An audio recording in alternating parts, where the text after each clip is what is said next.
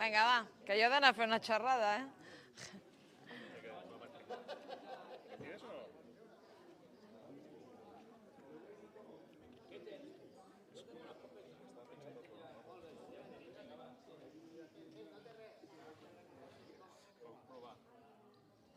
Sí, sí que va, sí. Vale, sí. Ja? Sembla, si us poseu tres junts, sembla les tres bessones, Sí? Vaja. Bueno, jo ara porto una diferent. Vale, Ja, sí, exacte. cuando tú digas, Jonas. ¿Jonas? Sí, el audio ya está.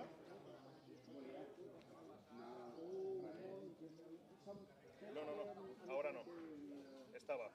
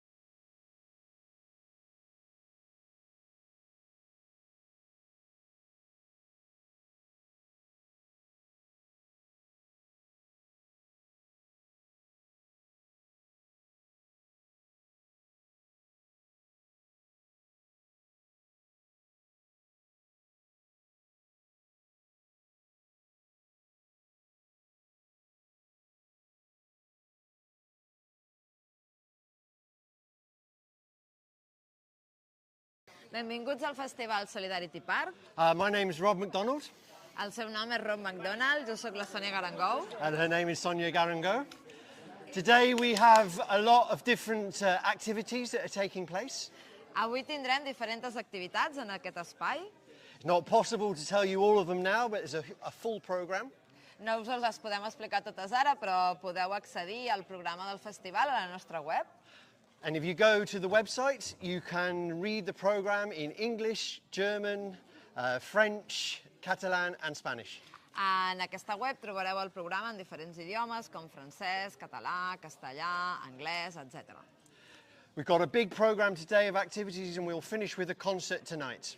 I el programa d'activitats d'avui acabarà amb un gran concert aquesta nit. We're going to do different interviews with people that are here. Podreu veure diferents entrevistes que li farem a la gent que participa en el festival avui aquí, Organisations and individuals.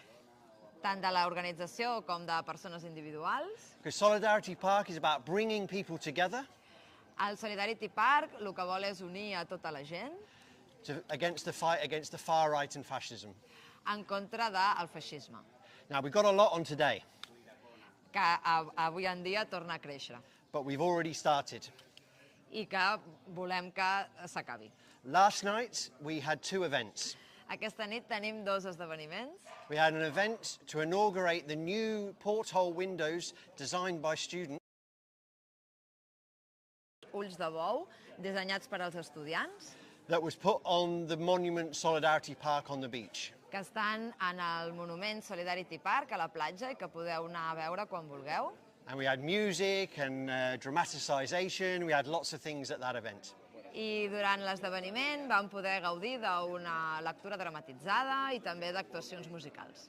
And after that, we had a concert by Joe Solo in El Raval. I després vam poder gaudir d'un concert del cantautor britànic Joe Solo a l'Ateneu al Rovell. And lots of singing afterwards. I tots vam poder cantar amb ell. Okay, we've got to get on with the festival, but we're going to put you a recording of what happened last night. I a tot això ho podreu veure gravat de l'última nit en directe. So come back in about half an hour and we'll show you some more things. I també moltes altres coses. Okay, see you later. ¿Han acabado ya?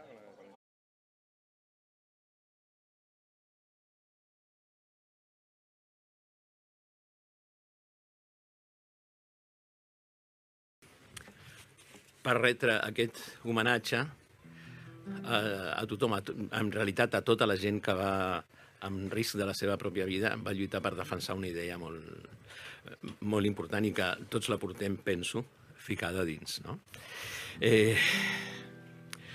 Ellos dicen, Padre nuestro que estás en los cielos. Muchos de nosotros no podemos decirlo. Tenemos que decir, Padre nuestro que estás en las cunetas. Y allí están. Y es por eso que se llama así esta canción. ¿Ah?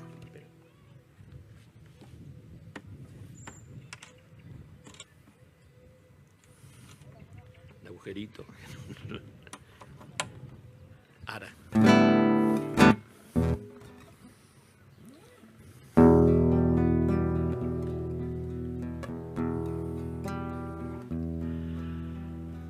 Padre nuestro que estás en las cunetas de los campos de España desde hace tiempo ya.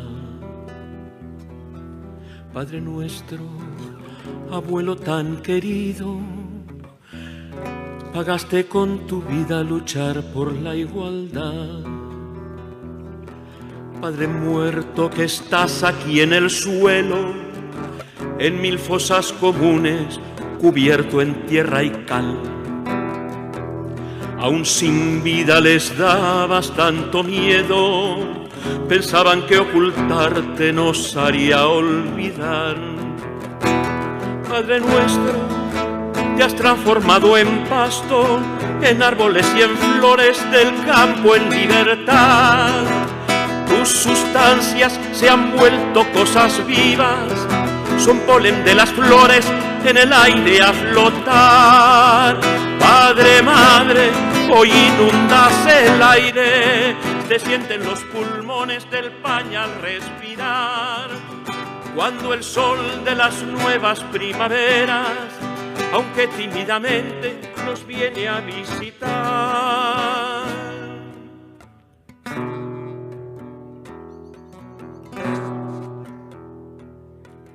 Fueron a casa a buscarte, qué siniestro tu secuestro, Padre nuestro. Te dejaron, Padre muerto, con el corazón abierto, yerto. Al pie de un muro frío y duro en cualquier huerto, quebrada en comunes fosas, tu presencia poderosa, ni una rosa ni una losa con tu nombre en el lugar, tu figura poderosa, aunque querrían ocultar.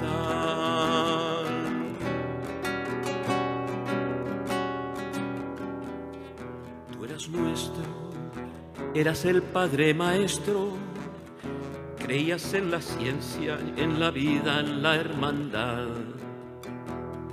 Te mataron a tiro y bayoneta, Padre nuestro en las cunetas, Padre muerto en el fosal. Aquí estamos, los hijos de tus hijos, los nombres que tus labios temblaron al final, reclamando tus losas y tus rosas, y que tus asesinos sufran su indignidad. Padre vuestro, ha pasado tanto tiempo y aquellos microcéfalos, soldados del dolor, son tan cobardes que aún tienen miedo a los muertos, pero por fin tus huesos verán la luz del sol y podremos decirte, no fue en vano, el mundo que tenemos gracias a ti es mejor. Padre nuestro que estás en las cunetas, quizá te asesinaron en el nombre del Señor.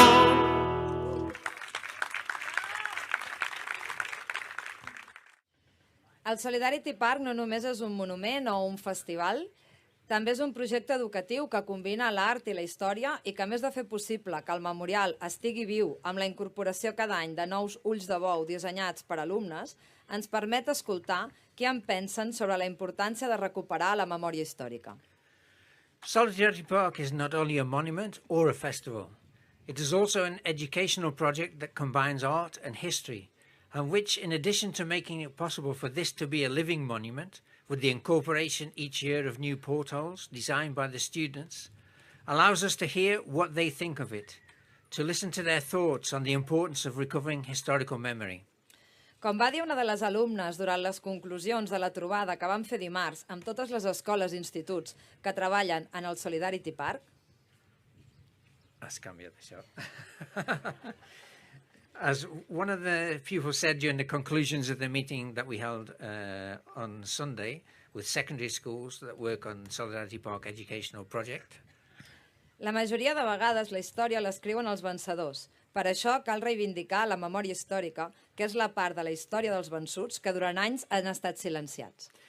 most of the time history is written by the victors. That's why we need to champion historical memory, the defeated's place in history that has been silenced for years.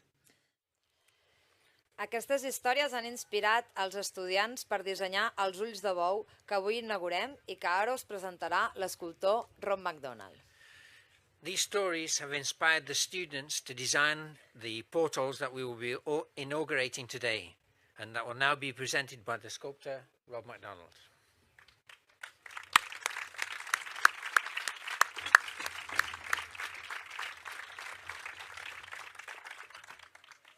The important thing about this monument L'important d'aquest monument is that it's a community monument.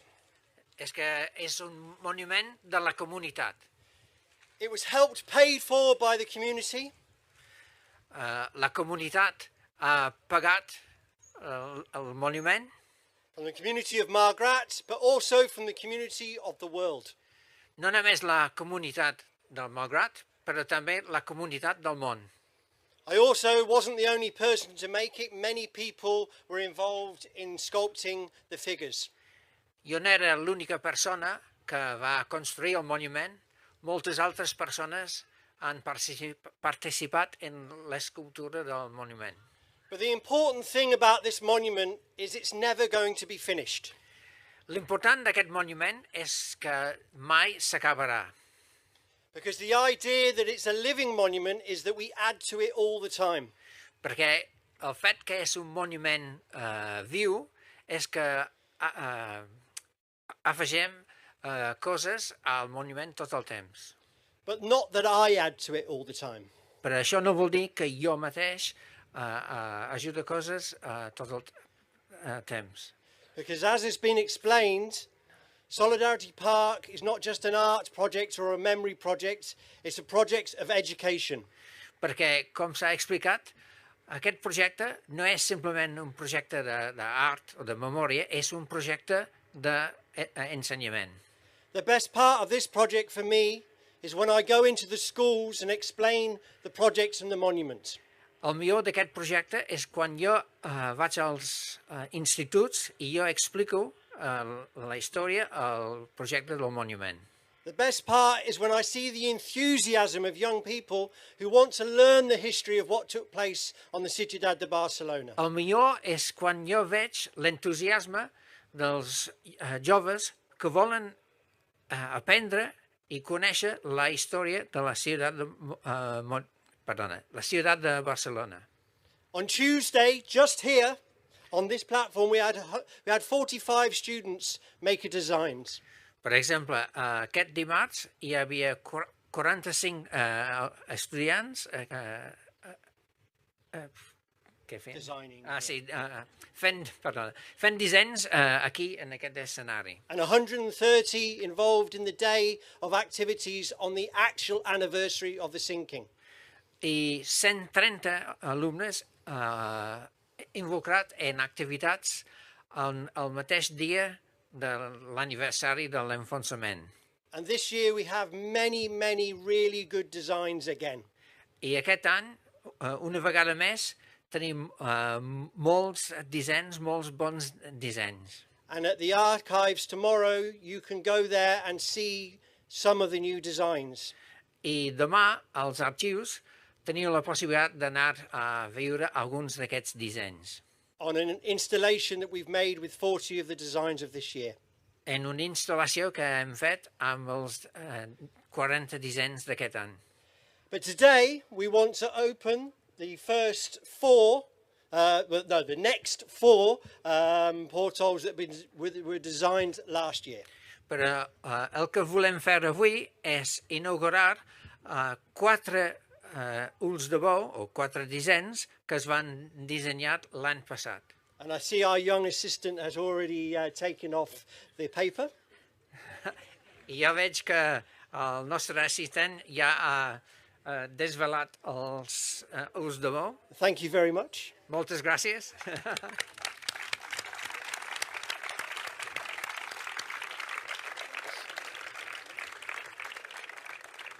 Afterwards you can go and have a look, but I want to explain the 4 new designs to you and why I chose these out of the 250 that were voted on. Després tothom pot anar més a prop i veure els dissenys, però ara jo vull explicar el sentit d'aquests dissenys i per què jo vaig escollir aquests dissenys per al monument. First of all, Adria's design, and it was his brother that took off the paper. Primer, el disseny d'Adrià, i era el germà de l'Adrià que va treure el paper. His design is of the brigadista symbol and the sea. El seu disseny és del símbol dels brigadistes i del mar. I chose it because it was simple. Vaig escollir això perquè era un disseny senzill.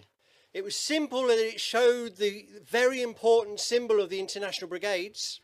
Senzill en el sentit que va mostrar el símbol de les brigades internacionals, But it showed it in the power of the sea. però va mostrar aquest símbol dins el poder del mar, That it was above the sea and in it. per sobre i dins el mar. This for me showed that the International Brigaders are still with us. Per mi era una mostra que les brigades internacionals encara estem amb nosaltres. The second design was won by Laura from Germany. El segon disseny era per una estudiant internacional d'Alemanya. This is very important for 2 reasons, this porthole. Aquest ull de bou és molt important per 2 raons. One is it symbolises the international students that have taken part in this project. It's not just the students of Malgrat de Mar. És un exemple que il·lustra el fet que estudiants internacionals i no només estudiants del Malgrat de Mar han participat en aquest projecte. Laura's from Cologne, where one of the brigaders on the ship was from. Laura és de Colón i un brigadista a bord de la ciutat de Barcelona era d'aquesta ciutat alemanya. But I chose her design because it showed the brigadista's view from inside the ship looking at Malgrat de Mar. I jo vaig escollir aquest disseny perquè va donar la vista dels brigadistes dins el vaixell mirant al Malgrat de Mar. The third design we chose was from Leo, the one with the fist, with the trumpet. Okay, el tercer disseny que vam escollir era el disseny del Leo, que és amb el puny i amb la trompeta. Leo's from Martí Poyes School in Barcelona. Pots repetir això? Martí Poyes. És un alumne d'un institut de Barcelona, Martí Puny. Vale. The important thing about his design for me was it had the fist, which symbolises the struggle. L'important aspecte d'aquest disseny per mi és que hi ha el puny, que evidentment és el símbol de lluita. But also a trumpet, which symbolises 2 things. Però també una trompeta que simbolitza 2 coses. One is the art and the singing and the music and the culture. Un aspecte és l'art, les cançons, la cultura, la música. But also it's like a trumpet that's making the call to the fight. Però també és com la trompeta que crida a la gent a participar en la lluita. And that's something that we have to do today as well as yesterday. I això és una cosa que hem de fer avui com ahir, al passat. The fourth design was by Sarah from Margrat. L'altre disseny era per Sara de Malgrat. I chose this for two reasons. Vaig escollir aquest disseny per dues raons. One is the colours and the design of it were very beautiful. Una raó és perquè per mi els colors del disseny són molt maques. But also, it was a symbol of the fishermen of Malgrat de Mar that went out to save the international brigaders. Però també simbolitza els pescadors de Malgrat que van sortir al rescat dels brigadistes. I just want to now finish my comments. Ara vull acabar els meus comentaris. To invite everybody to the rest of the festival. Evidentment, per convidar tothom a participar en la resta del festival. At 10 o'clock in El Roval, Joe Solo will be playing. A les 10, Joe Solo, que està per aquí, o estava per aquí, cantarà al Rovel, al carrer de Mar. And tomorrow we have a lot of things on. I demà hi ha un munt de coses que us espera. And the last thing I want to say is this. I l'última cosa que vull dir és... This monument is about historical memory. Aquest monument es tracta de la memòria històrica. But the elections the other week have shown us something very important. Però les eleccions municipals l'altra setmana ens han mostrat alguna cosa molt important. This is not just history. Que el que de què parlem no és simplement la història. We have to see these elections as a warning. Hem de considerar aquestes eleccions com un avís. That we are not just remembering something that happened for the sake of history.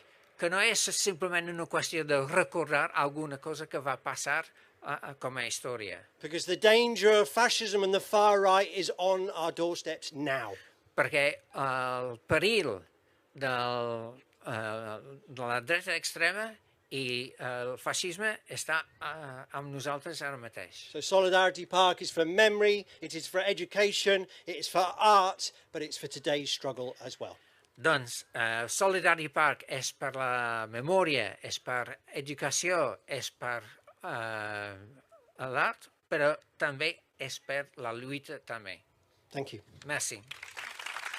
Volíem aprofitar també per demanar un aplaudiment per dos dels estudiants que han fet possible aquests nous dissenys, que avui han vingut també a la inauguració, i ja que hi són, no? Donar-los les gràcies i un aplaudiment. Okay, I think you got the idea without an explanation, but basically this is an applause for the students who are with us today, who've participated in constructing this monument and for their designs.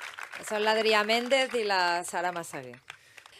Bé, i per finalitzar us adreçarà unes paraules la senyora Sònia Vinyoles, alcaldessa de Malgrat, i tancarà l'acte en Bernie Armstrong, que ens interpretarà Els nostres ulls oberts no podien veure d'una altra manera, que és una cançó que explica el per què els brigadistes internacionals van decidir venir a lluitar a la Guerra Civil. I'd now like to call on the Mayor of Malgrat, Sonia Vignoles, to say a few words, and after that, Bernie Armstrong will sing a song, which the title is, in English, is, what is it? Our Open Eyes Could See No Other Way, which is a song that explains when the English, why the International Brigades came to fight against fascism, and because they were aware of what was happening. Moltes gràcies a tots i a totes per la vostra assistència. Thank you very much, everyone, for attending. Bé, bon vespre a tothom. Durant molts anys, la ciutat de Barcelona ha estat adormit sota les nostres aigües, però ara, gràcies a la tasca del Solidarity Park, ja no dorm. El seu record és ben present entre tots nosaltres. Good evening, everybody. For many years, the ciutat de Barcelona was asleep. Ha dormido durante muchos años. No, Sí. espanyol no, nada. Català? Molt bé! Només faltaria. Molt bé.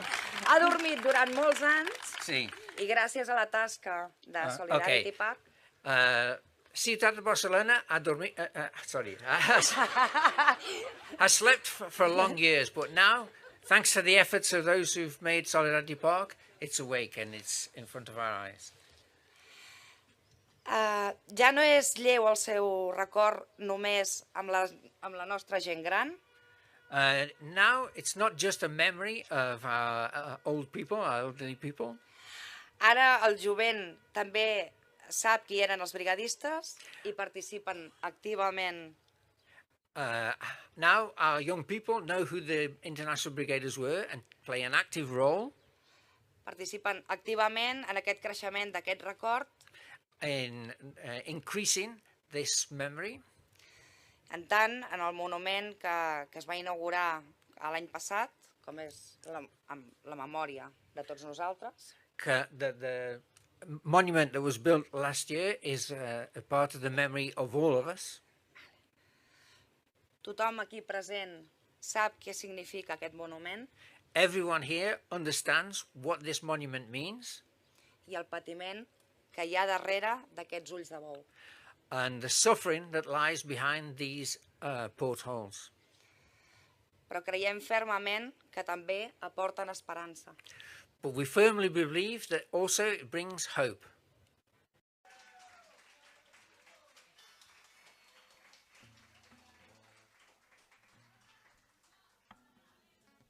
Okay.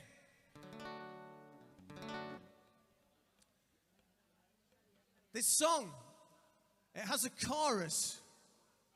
Anybody in the room want to sing along? So cantor, that's sing, isn't it? All right. So the one word you need is the word sing. Sing, sing, sing, sing, sing. Sing. You'll pick it up as we go along.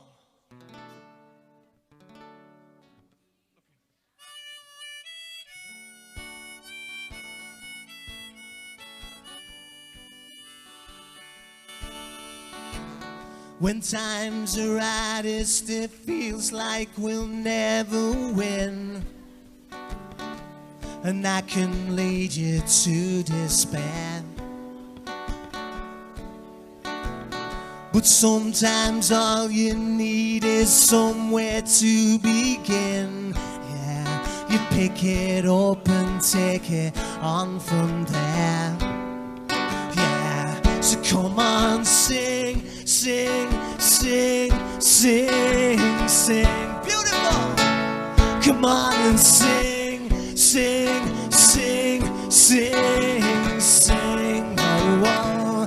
'Cause if all these years of struggle have taught me anything, it's you've still got fight left in you if you can raise your voice and sing.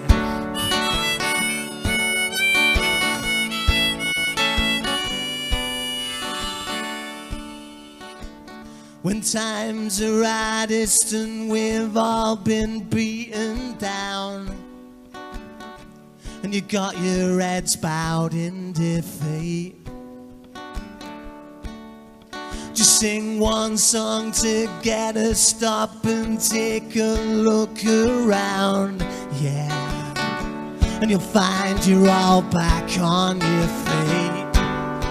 Yeah. Come on and sing, sing, sing, sing, sing, yeah. Come on and sing, sing, sing, sing, sing, whoa, whoa.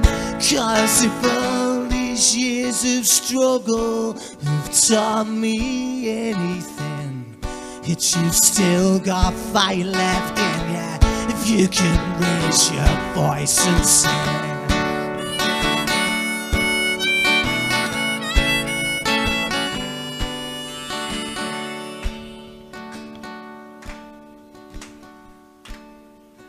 It's more complicated from here.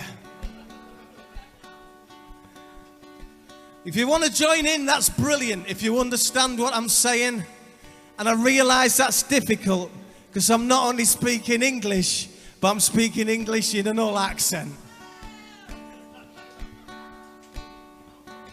No. Me no comprende neither. Okay. We still got fight left in us. We still got fight left in us.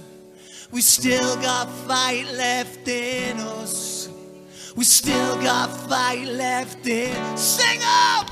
We still got fight left in us. Yeah, we still got fight left in us. Yeah, we still got fight left in us. Oh, we still got fight. We still got fight. So sing, sing, sing, sing, sing. Yeah, come on and sing, sing, sing, sing, sing. Oh, oh. 'Cause if all these years of struggle have taught me anything, it's you still got fight left in ya. If you can raise your voice and sing, yeah, you still got fight left in ya. If you can raise your voice and sing.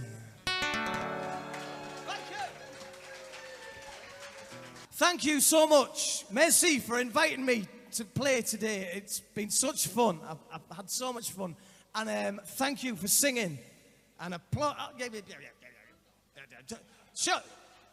Shut up. Yeah, I think the international language of get on with it. Yeah. Okay.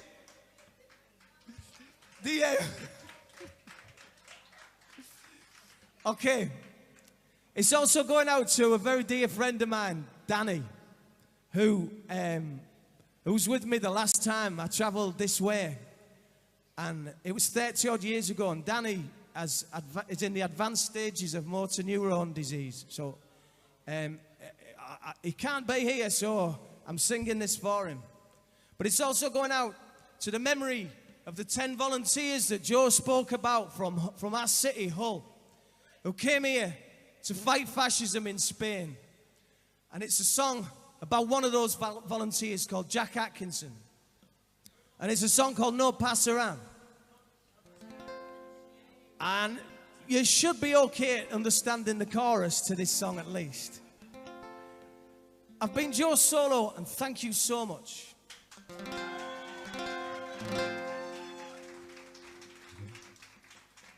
My name is Jack Atkinson, I'm not afraid. And I live and die by this vow that I made. The only good fascist's a dead one, they say. And around Maria we are.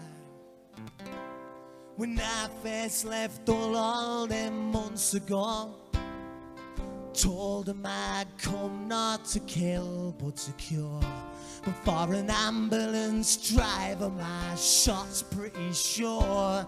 And around Maria we are. There'll be no pass-around, no pass-around, no pass-around today. The fascists have come for our freedom. We ain't gonna give it away. There'll be no pass around here today.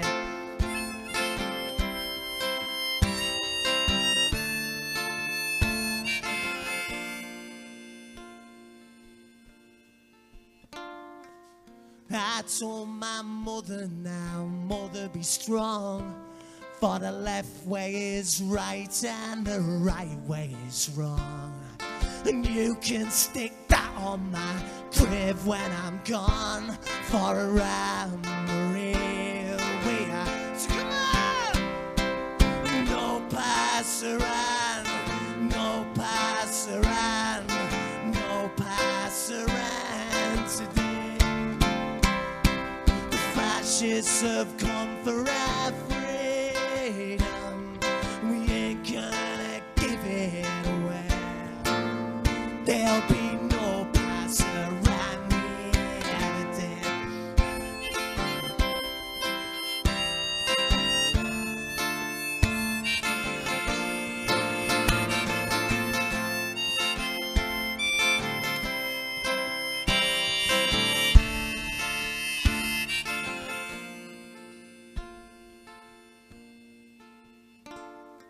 The case may be cast, And the cast may be cast, but you armies of darkness, you best do your worst. 'Cause to win, yeah, well, you gotta get past us first. And around the rear, we ask, come on! No pass around, no pass around, no pass around today. The fascists have come for our freedom. We ain't gonna give it away.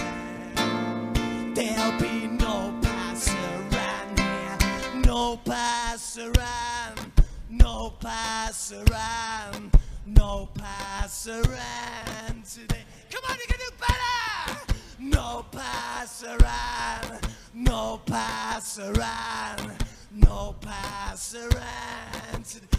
One more! No pass around, no pass around, no pass around today. Fascists have come for our freedom. We ain't gonna give it away. There'll be no pass around here today.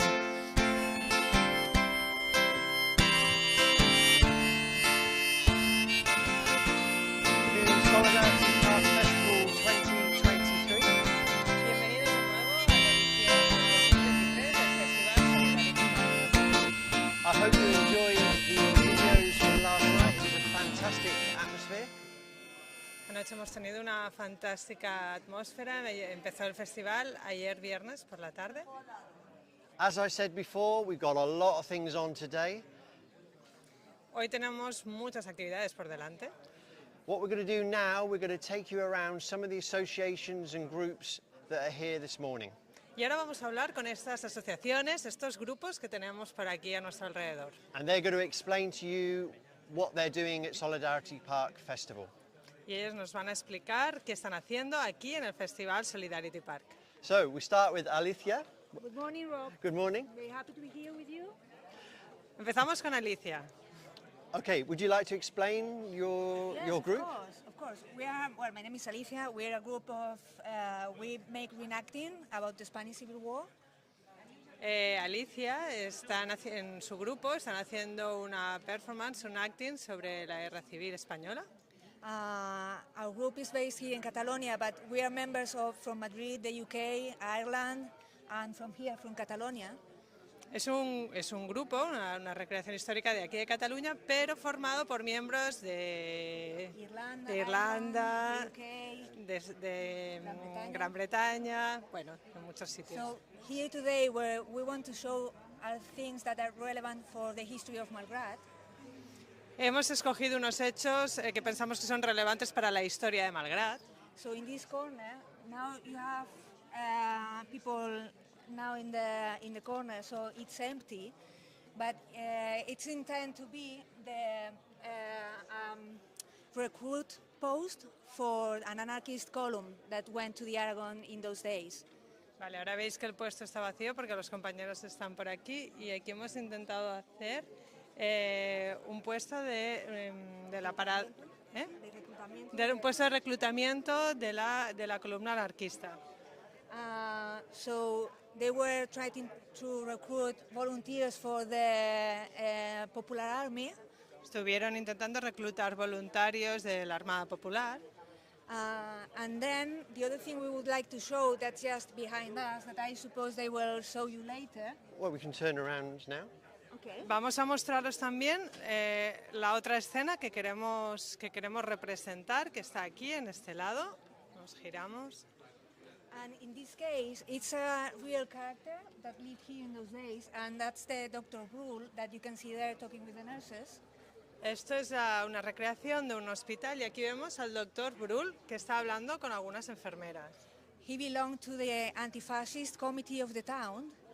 Él pertenecía al comité antifascista de la ciudad.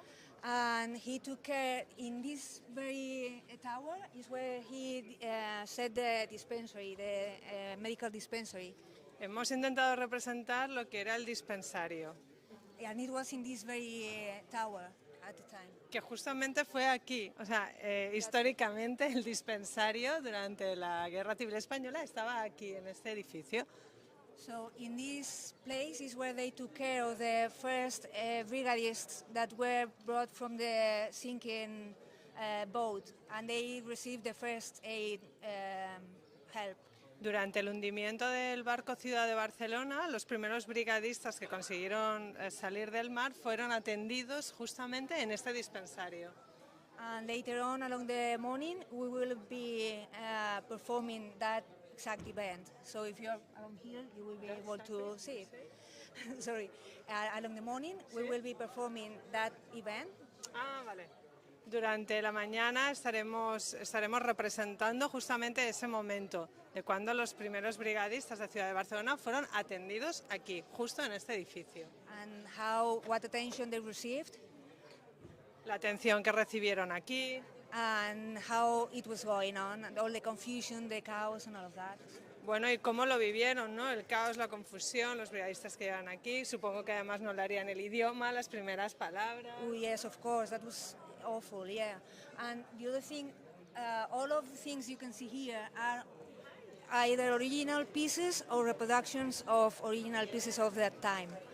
Muy interesante. Las piezas que tienen son algunas originales y otras reproducciones muy precisas de las originales. So you're very welcome to come here. We will be very happy to reply your questions if you have any. And thank you for receiving us. Estaremos encantados de recibiros y de contestar preguntas. Si tenéis comentarios, bienvenidos. Okay, thank you very much. Thank you. Okay, the next thing. We're going to talk about this. Bien, vamos con lo siguiente. Vamos a hablar de esto. Okay, last year we inaugurated the monument of the City Solidarity Park. El año pasado, en 2022, inauguramos el monumento Ciudad de Barcelona, el monumento Solidarity Park. And last night we inaugurated the student designs on the boat.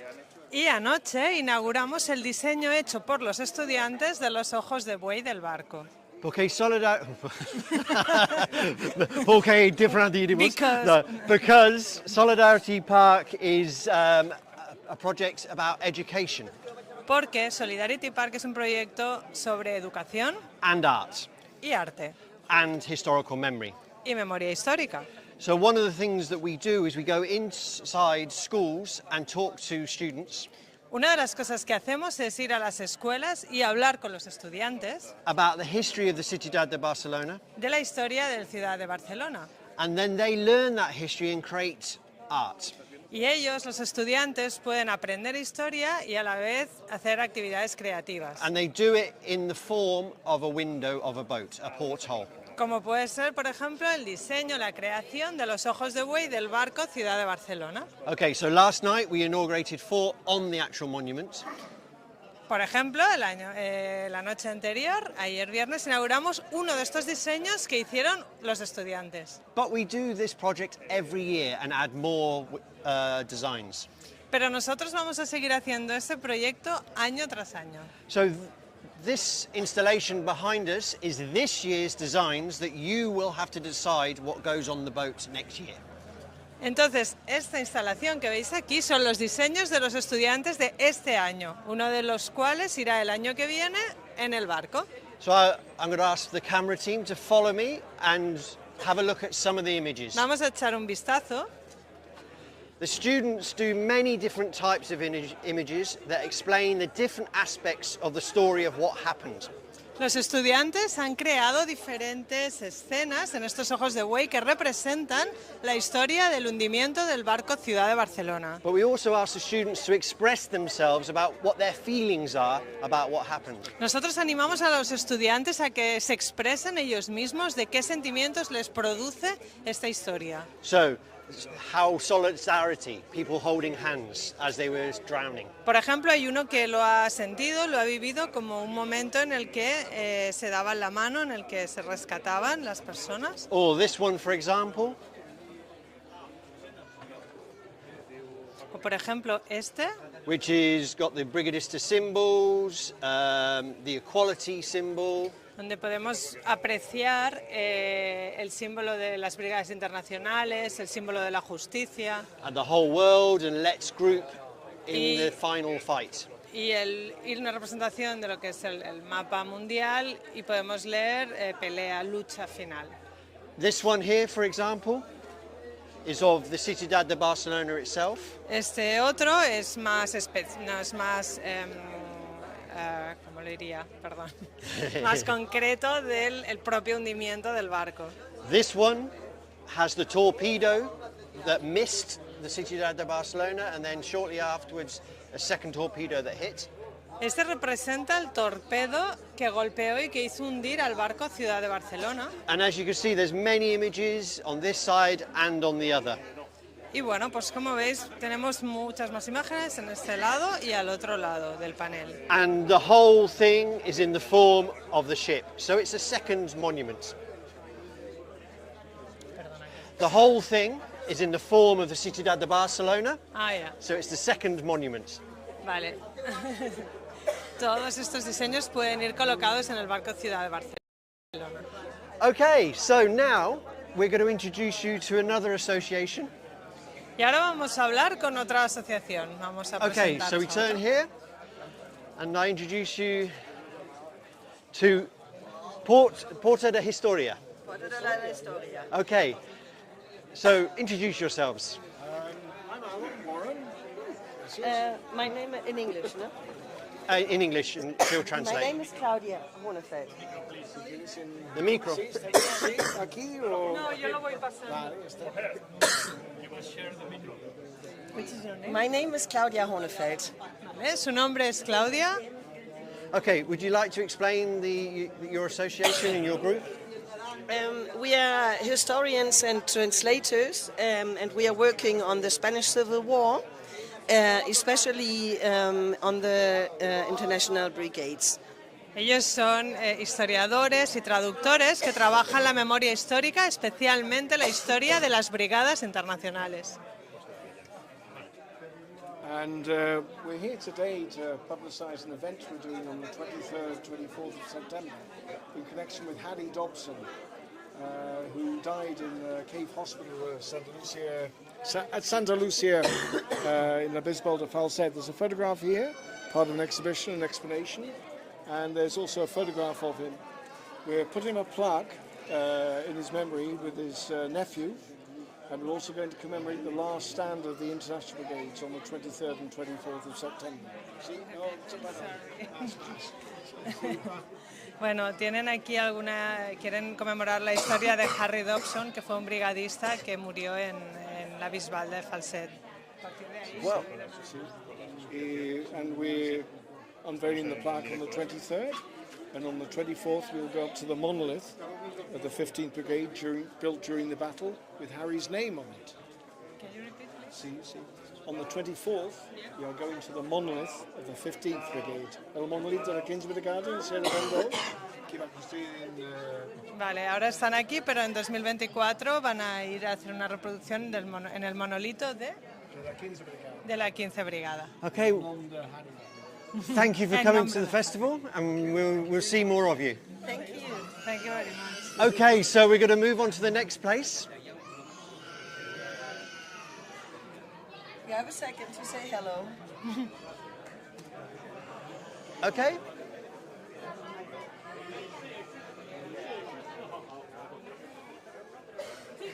Hello, hola. Hi. Un momentito.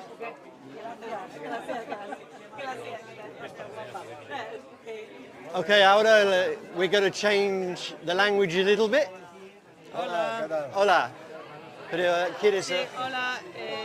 Si os podéis presentar para el vídeo, pues de qué entidad sois y qué hace la entidad. Yo soy Pablo Morales y soy el presidente del grupo de recerca de la memoria histórica de Mataró.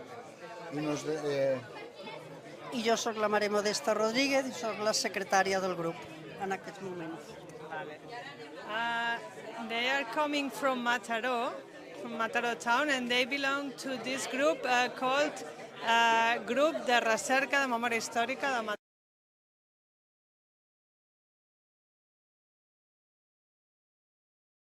En grandes rasgos, prácticamente hacemos todos los actos de cada año de los diferentes monumentos que tenemos en la ciudad, que los hemos ido consiguiendo a través de las reivindicaciones. El 14 de abril, el Día de la República, pues hacemos un homenaje a las brigadas internacionales que delante del hospital militar de las brigadas internacionales que estaba en el colegio Salesianos de Mataró. Allá hay un monumento y ponemos la bandera de la República, que el ayuntamiento no la pone en un mástil del colegio de los Salesianos, y luego vamos al cementerio, que en el cementerio están enterrados pues los que fallecieron en el hospital de las brigadas, que fallecieron debido a las heridas en el frente de guerra. Hay pues ¿cuántos hay? Unos 120, ¿no? No hay tantos, Necesito hablar inglés ahora, translación. Registrados hay unos 90 y algo. Registrados que tenemos contabilizados, que fallecidos allá están. Hay un monumento que tenemos hecho allá, un monolito dentro del cementerio. Luego hacemos un recorrido por el cementerio que hay Joan Peiró allá también, durante varias de industria en la República, y luego fue pues entregado en el exilio. Una vez en el exilio fue entregado por los nazis, por la Gestapo, a Franco, y finalmente fue fusilado en Paterna, en Valencia. Y más abajo del cementerio ya pues hay el monumento a las víctimas del franquismo, donde pues hay todas las víctimas que fueron fusiladas y que en el campo de la Bota. Entonces tenemos un monumento ahí también en la puerta del cementerio. So this group from Mataró town, they are working on historical memory, and they are specialized in international brigades. They are working on their city, preparing events to commemorate international brigades. They are celebrating other events always related with historical memory, and they are working to sensibilize the society about historical memory and specifically the international brigades. Great, thank you muchas gracias para estar aquí. Thank you very much. Okay, we've got just two more to talk to you about. Okay, we're going to interview you now. Un momentito. Okay, so this is the next association we want to introduce you to. This is the next association we want to introduce you to. No, és que, vale, hi ha coses. Ups. Vale. Ok, pues vamos con el siguiente grupo. This is... Hola. Buen día a tothom. Hablamos en castellano, English. So, hello everybody. We are Brigada Intergeneracional para la Recuperació de la Memòria Històrica, which is, in English, it would be International Brigade for the Recovery of Historical Memory. We are a collective of musicians, and we got here T-shirts and CDs. We got 3 CDs we produced with the 3 colors of the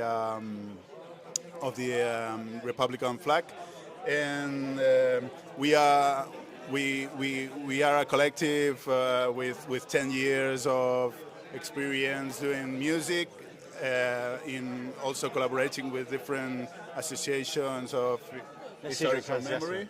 And she needs to translate. Oh, sorry. Qué bueno, seguramente me puedes ayudar. Sí, bueno, pues este grupo es un colectivo de músicos, ¿no?, que trabajan desde hace ya más de 10 años en la recuperación, en la divulgación de la memoria histórica a través de la música. Nos presentan ya 3 CDs que tienen. Sí, el tercero acaba de salir. In English. Ahora mismo. The third just come out. It's the launch. Is this in this festival because Solidarity Park has also collaborated with this CD. El tercer disco justo acaba de salir en colaboración, ¿no?, con un crowdfunding, y con la colaboración de Solidarity Park, y bueno, pues se presenta hoy, digamos, ¿no? Sí, a las 9, at 9 o'clock, Is it 9? Yeah. Is it 9 here. There's a stage very close here where we're gonna do the launch of this third CD, which is purple, and this is not also the color by chance. It's because also this CD is more engaged with feminism and LGTB and all that kind of stuff. Bueno, y aquí vemos que su tercer CD es lila y no es por casualidad, está claro, sino porque en este CD han querido también incidir en el movimiento feminista, LGTBIQ+, bueno, también relacionado, como no, con la memoria histórica. Well, great. Thanks a lot, Danny. And thanks very much. We'll come back to them tonight. So we've got one very quick. It's very busy here. There's a lot going on. There's a lot of different people. We're going to take you now to the final table that's here, and that's the table of Solidarity Park. Y ahora vamos con la última mesa, con el último grupo, que es la mesa del Solidarity Park. You can buy many of the things from us online. Podéis comprar la mayoría de cosas online, pero We need your money. porque necesitamos nuestro dinero, el dinero para continuar con el festival. The venues and sound systems. El gobierno local, el ayuntamiento, pues da ayuda, ¿no? Pues con el espacio, con el sonido, con los equipos de sonido. But the rest of it, we've raised the money all year round. Pero el resto es con nuestro esfuerzo, por eso también os pedimos esta colaboración. And we want this festival to grow and grow and grow. Y nosotros queremos que este festival crezca, cada año más, crezca. Okay, we're running out of time. We're coming back to you shortly, and we're going to do an inauguration of a fantastic mural. Ahora paramos, pero volvemos enseguida con la inauguración de un fantástico mural. But right now, we're going to show you a few more interviews we did yesterday. Ahora os vamos a mostrar unas cuantas entrevistas que hicimos ayer. And we're going to run to the next space to be ready for you. Nos vamos corriendo hacia el mural. Okay, see you shortly. See you shortly. ¿Vamos siguiendo? Sí, vamos.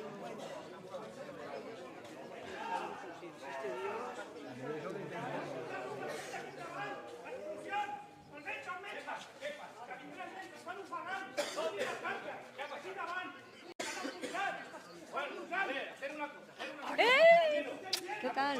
Yeah, I'm in the middle of a... Ay, eres Vicky, ¿no? Vamos a hablar con de los vídeos. Vamos a hablar con el médico. ¡Mecha!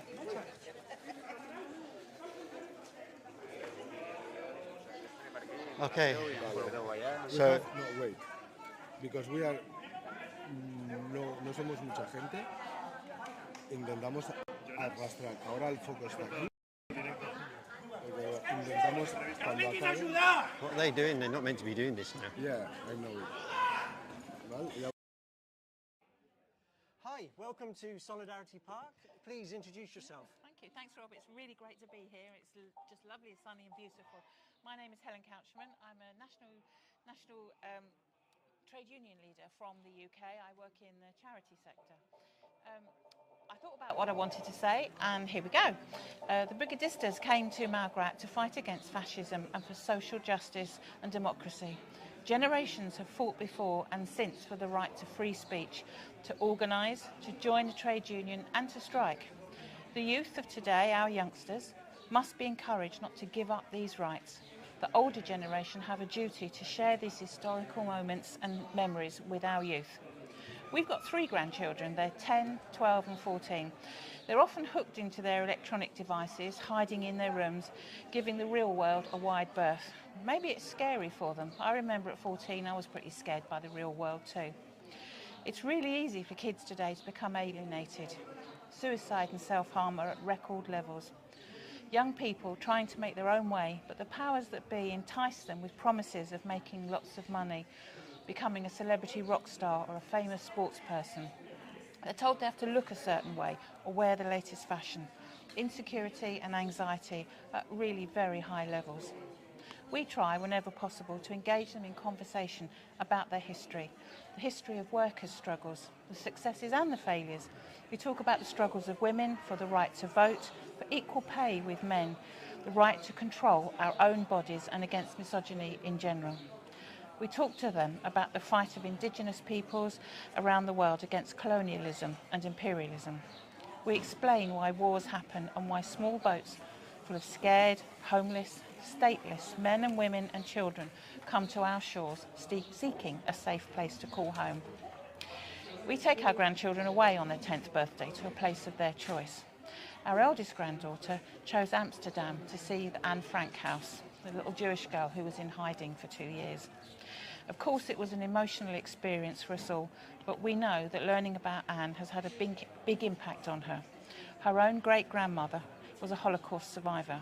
She and her little sister escaped via the kinder transport, never to see their parents again. And they were the same age. The little one was hidden in France, in a convent for most of her teenage years. There's a lot we can do to make sure our historical memory is not lost. Of course, we can do this in our trade unions, in our political parties and our communities, making sure that the sacrifices of previous generations were not made in vain. But talking to our own children and grandchildren, nieces and nephews is an important starting point. Show them respect, fill them full of confidence in their power to enact change. Encourage them to stand up for themselves and for each other, not to look away when they see injustice, racism or hate of any kind. If we teach our children the true value of solidarity, of the power of a united working class and possible futures they can create, then we can be optimistic that racism, xenophobia and fascism will always be defeated. Thank Brilliant. you. Welcome. Thank you very much. Thank you. Thank you.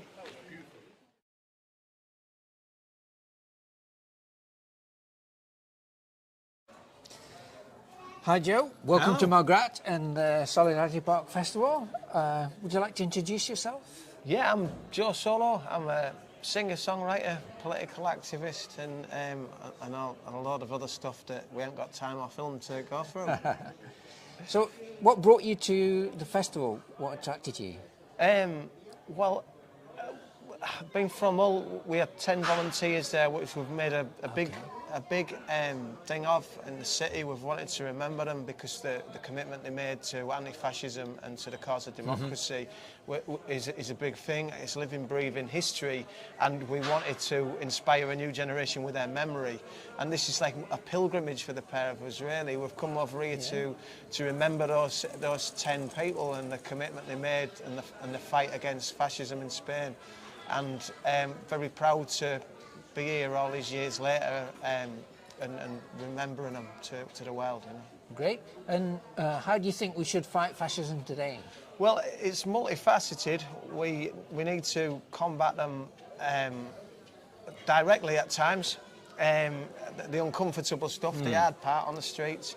We also need to be in amongst our communities because at times of poverty, that's where the seeds of fascism lie. They get inside communities and they say you're failing, this community is failing, this world is failing because of A, B and C. They give people scapegoats to blame. So if we can get in amongst communities organising like we do with the Unity Shop in Hull, we make sure people are aware of what trade unionism is and what socialism is and what it can deliver and lessons in solidarity basically. But ultimately, the only way to fight fascism is to create a better world, to create a socialist society where these things can't keep rearing their ugly heads because division doesn't exist. It's the division they feed off, and you take that away and it goes. But you have to keep continuing fighting fighting for that world, and no matter how difficult it gets, and no matter how distant it might seem, that's the only way to ultimately defeat fascism. Okay, well thanks for coming and we look forward to your concert. Very welcome, very happy to be here. Okay. Thank you.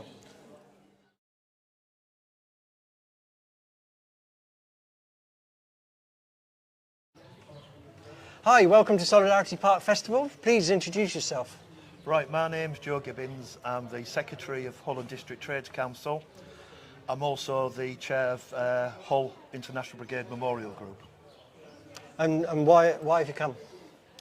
Well, probably for quite a number of reasons actually, but the main reason is we've come is to honour the 10 volunteers who came from Hull and show solidarity to the Spanish people and to the festival, and make sure that they know and we know we're all working together and still fighting and still keeping the historical memory and the example of the brigaders and volunteers in the pool and the anarchist militias alive today.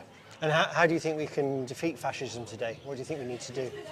I think a lot of people, well-meaning people, take a very liberal approach to that. We're good people, they're bad, therefore we should oppose them, which, I'm not arguing against that. But for me, as a trade unionist and a socialist, the way to defeat fascism is very simple. We fight for socialism, and we cannot defeat people falling for the far right, and in the UK, white indigenous people do, they do, working people do fall for the far right. The soil that grows fascist ideas is poverty, deprivation and alienation. If the trade union movement and the left and the socialist movement offer a programme and a vision that will create a better world and fight for a better world, I feel that fascism will be defeated in that realm. Just standing on the street saying you're bad, we're good is not enough, it's the start. Yep. And myself and my colleagues and comrades and brothers and sisters in the Trades Council in Hull, the fascists, and the new leader of a new fascist organisation in the UK has tried to have 2 rallies in Hull. The second time we came, we fought them off the streets and didn't allow them to have a platform. And we took the fight to them as trade unions. We organised and we physically took control of the area. And the way to beat fascism, like I said, is to organise within the trade union movement and explain to workers we need to offer an alternative strategy to fascism, not just a moral high ground. Perfect. Well, welcome to the festival. Hope you really enjoy it. Thank you very much, Rob, and we're very, very happy to be here. Great. Primero y el segundo. Él te va a hacer translación. Okay, Gwendo, tell me. Okay, welcome back to Solidarity Park Festival 2023. Bienvenidos a la edición de 2023 del Solidarity Park Festival. We're outside El Roval. Estamos fuera del Rovell. This is an Ateneo, a local left-wing centre. Es un Ateneo, un local... ¿En serio? No sé, en castellano. Sí, es un Ateneo. Okay, I'm going to introduce you to Sergi.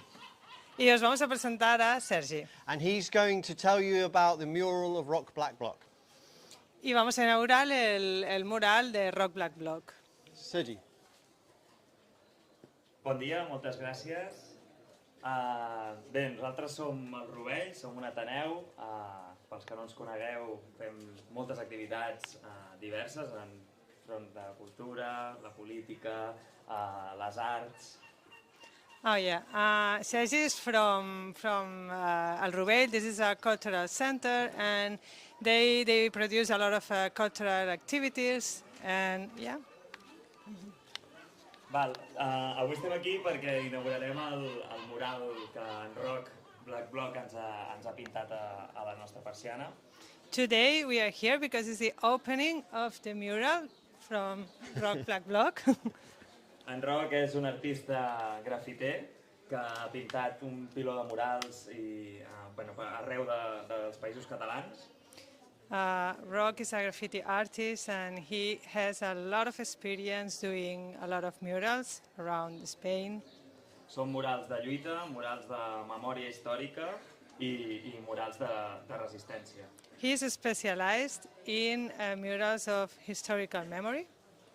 I estem molt orgulloses de poder tenir una peça d'art seva aquí en el Rovell. We are very, very proud of having this piece of art here in our cultural center. Així que moltes gràcies al Solidarity Park per aquesta oportunitat i nosaltres volíem col·laborar d'aquesta manera amb el Solidarity també. I moltes gràcies sobretot a en Roc per la feina que ha fet, que ara veureu, que és espectacular i estem encantats de tenir-lo aquí. Thank you for Solidarity Park for this opportunity and a special thanks to Rock Black Bloc. I ara doncs us deixarem amb en Roc. No.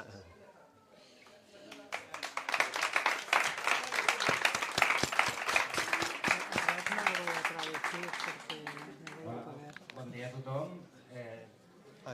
És un privilegi per mi haver pogut col·laborar i aportar el meu granet de sorra al projecte del Solidarity Park. Perdoneu. Dos micros? Vale, jo... Sigue. Ok. Bueno, són uns dies molt intensos. Avui és un dia de trobar-nos, de conèixer-nos, de teixir aliances, però estem en un marc polític molt important i crec que mai millor que avui i que aquests dies per portar la memòria antifeixista als carrers. Jo, d'alguna manera, el que intento és ser un actor més en aquest procés de reivindicar la memòria democràtica, la democràcia directa i la cultura i d'alguna manera portar-ho al carrer, explicar quins episodis es van viure en aquests carrers que trepitgem, que moltes vegades queden oblidats o abandonats i sobretot també posar-los a l'abast a les noves generacions que creixin perquè entenguin i perquè és una mica el futur i el que ens pot salvar és que corri la veu i que entenguem com d'important és la solidaritat internacional i la cultura antifeixista. Crec que és un exercici més de recuperar l'hegemonia, de recuperar els carrers i fer-los nostres, que sempre ho han sigut, de la gent del poble, de les comunitats i crec que són molt necessàries aquestes trobades com el Solidarity Park i també donar a conèixer la feina que tots els historiadors, investigadors, documentalistes, tota aquesta gent de l'acadèmia que estan fent una feina monumental, amb molt poca ajuda institucional, amb molts pocs recursos, d'alguna manera, gent com jo, l'únic que intentem és divulgar-ho i posar-ho a l'abast de tothom. O sigui que moltes gràcies i no passaran.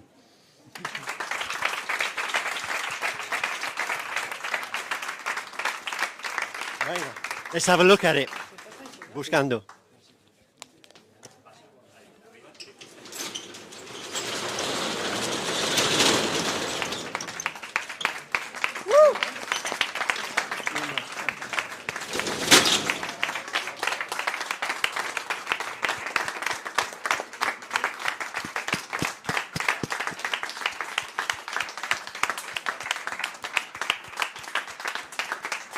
Hauríem d'estar totes aquí, però bueno, de moment Rob i Rock, que sembla el duo cómico.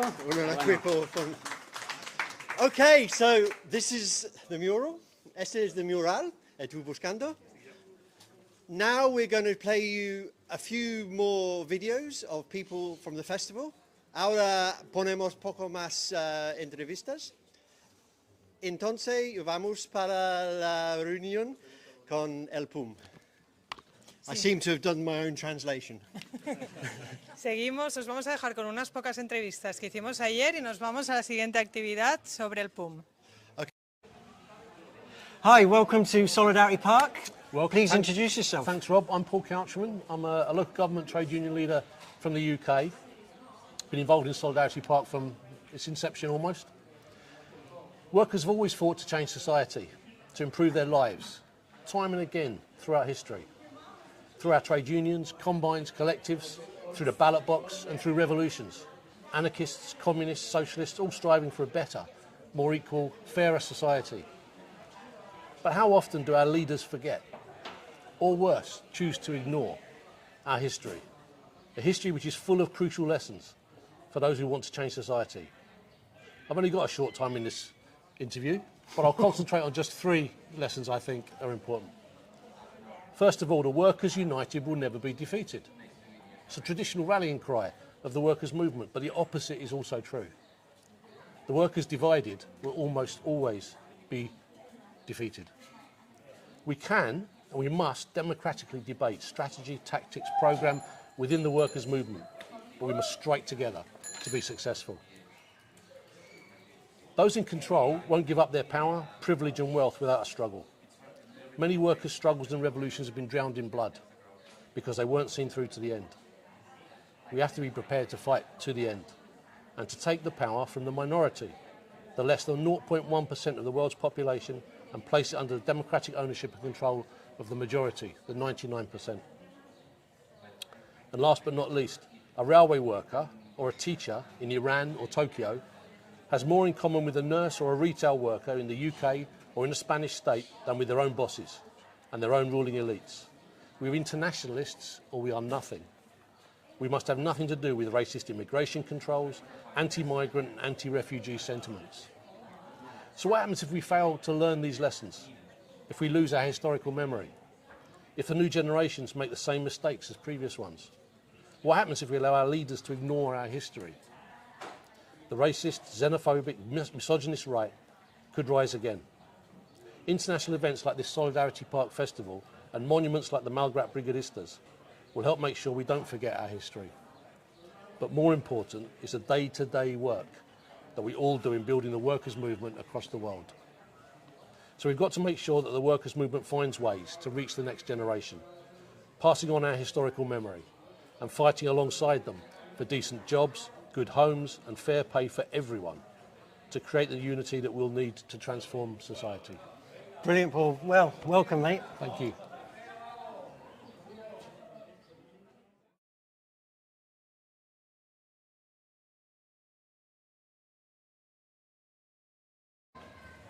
Hi, I'm Nina Wendy.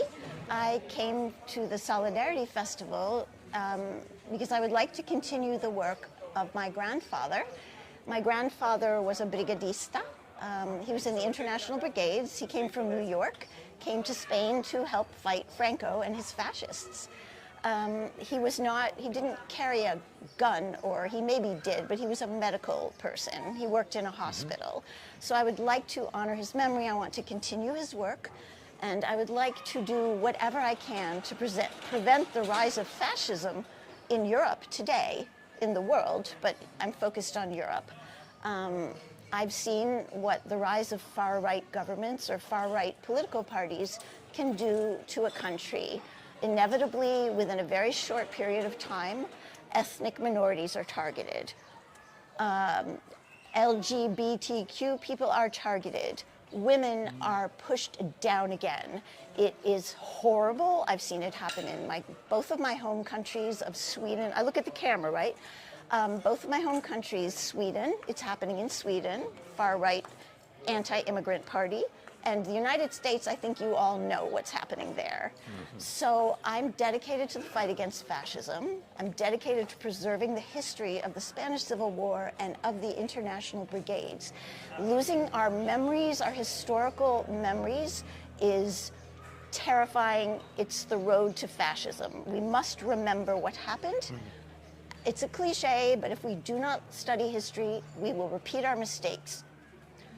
And I'm so grateful to have been invited to this festival. I'm so excited about the work Alan Warren, Chris Ridge, and Rob McDonald and everybody is doing. I'm here to look, listen, and learn. And if there's any way I can help and contribute, I will be thrilled to do so. And I intend to come back many times to Spain to help this whole project. I'm grateful. Thank you very much. That's very kind of you. Well, we're glad to see you. We hope you enjoy the festival. Thank you. And that you can take back lots of memories and lessons from that. Yes, I'm thrilled to be here. And thank you so much. And thank you, Mr. Video Film Sergey. Thank you very much. It's an honor to be here. No pasarán. Honor y gloria. No pasarán.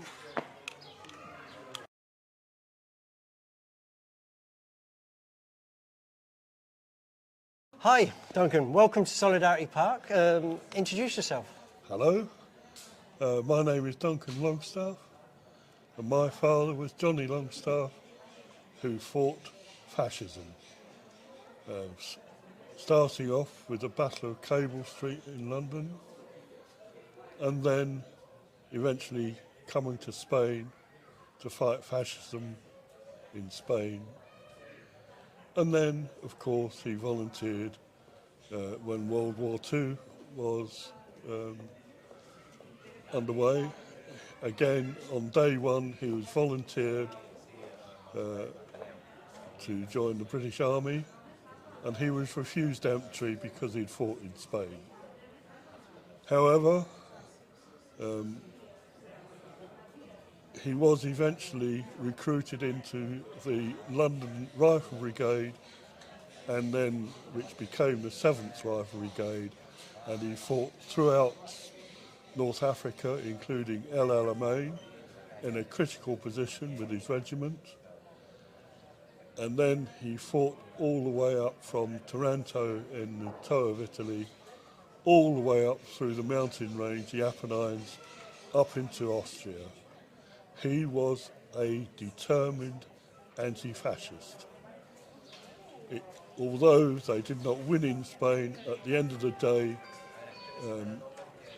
he did win when the war was won in World War II.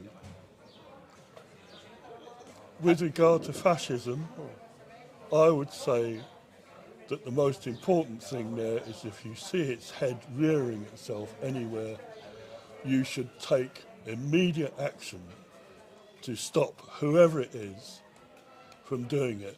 There are various means of doing that, including physical violence, if that is necessary. Again, I've seen it where that was not necessary, and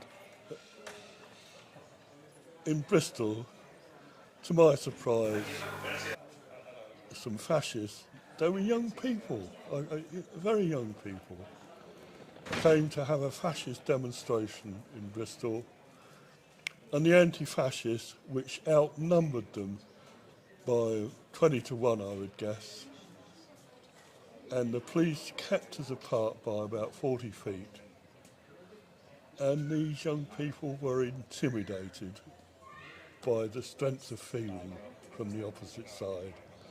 They were never seen again. And as I say, it is important that as soon as you see it rearing its head, it should be stuffed out, and none of this hairy-fairy freedom of speech. Fascists do not believe in freedom of speech, and they should be stopped from saying their foul words. Thank you. Welcome to the festival. I hope you enjoy yourself. Yeah. Good-o.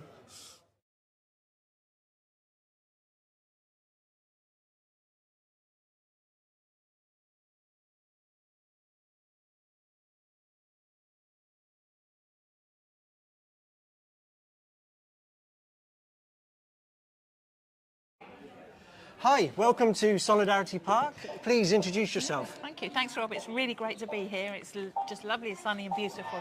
My name is Helen Couchman. I'm a national trade union leader from the UK. I work in the charity sector. I thought about what I wanted to say, and here we go. The Brigadistas came to Malgrat to fight against fascism and for social justice and democracy.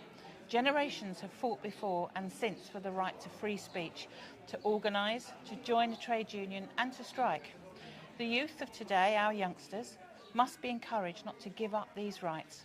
The older generation have a duty to share these historical moments and memories with our youth. We've got 3 grandchildren. They're 10, 12 and 14. They're often hooked into their electronic devices, hiding in their rooms, giving the real world a wide berth. Maybe it's scary for them. I remember at 14 I was pretty scared by the real world too. It's really easy for kids today to become alienated. Suicide and self-harm are at record levels. Young people trying to make their own way, but the powers that be entice them with promises of making lots of money, becoming a celebrity rock star or a famous sports person. They're told they have to look a certain way or wear the latest fashion. Insecurity and anxiety at really very high levels. We try, whenever possible, to engage them in conversation about their history, the history of workers' struggles, the successes and the failures. We talk about the struggles of women for the right to vote, for equal pay with men, the right to control our own bodies and against misogyny in general. We talk to them about the fight of indigenous peoples around the world against colonialism and imperialism.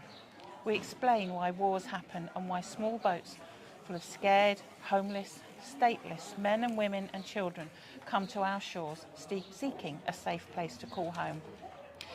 We take our grandchildren away on their 10th birthday to a place of their choice. Our eldest granddaughter chose Amsterdam to see the Anne Frank house, the little Jewish girl who was in hiding for 2 years.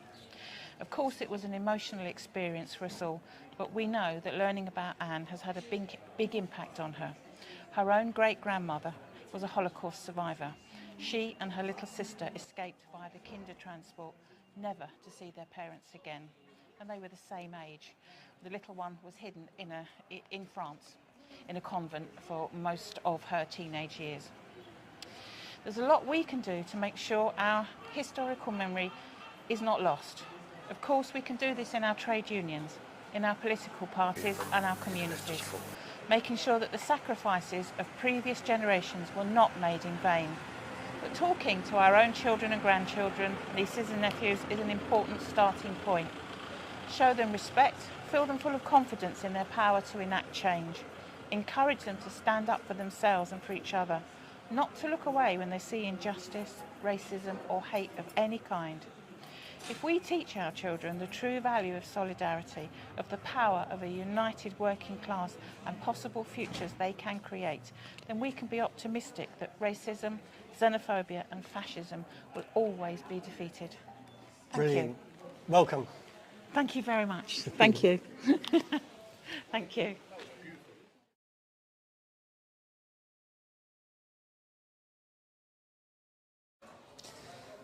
Hi Joe, welcome Hello. to Malgrat and the Solidarity Park Festival. Would you like to introduce yourself? Yeah, I'm Joe Solo. I'm a singer-songwriter, political activist and a lot of other stuff that we haven't got time or film to go through. So, what brought you to the festival? What attracted you? Well, being from Hull, we have 10 volunteers there, which we've made a big thing of in the city. We've wanted to remember them because the commitment they made to anti-fascism and to the cause of democracy is a big thing. It's living, breathing history, and we wanted to inspire a new generation with their memory. And this is like a pilgrimage for the pair of us, really. We've come over here to remember those 10 people and the commitment they made and the fight against fascism in Spain. And very proud to be here all these years later and remembering them to the world. You know. Great. And how do you think we should fight fascism today? Well, it's multifaceted. We need to combat them directly at times. The uncomfortable stuff, the hard part on the streets. We also need to be in amongst our communities because at times of poverty, that's where the seeds of fascism lie. They get inside communities and they say you're failing, this community is failing, this world is failing because of A, B and C. They give people scapegoats to blame. So if we can get in amongst communities organising like we do with the Unity Shop in Hull, we make sure people are aware of what trade unionism is and what socialism is and what it can deliver and lessons in solidarity basically. But ultimately, the only way to fight fascism is to create a better world, to create a socialist society where these things can't keep rearing their ugly heads because division doesn't exist. It's the division they feed off, and you take that away and it goes. But you have to keep continuing fighting fighting for that world, and no matter how difficult it gets, and no matter how distant it might seem, that's the only way to ultimately defeat fascism. Okay, well thanks for coming and we look forward to your concert. Very welcome, very happy to be here. Okay. Thank you.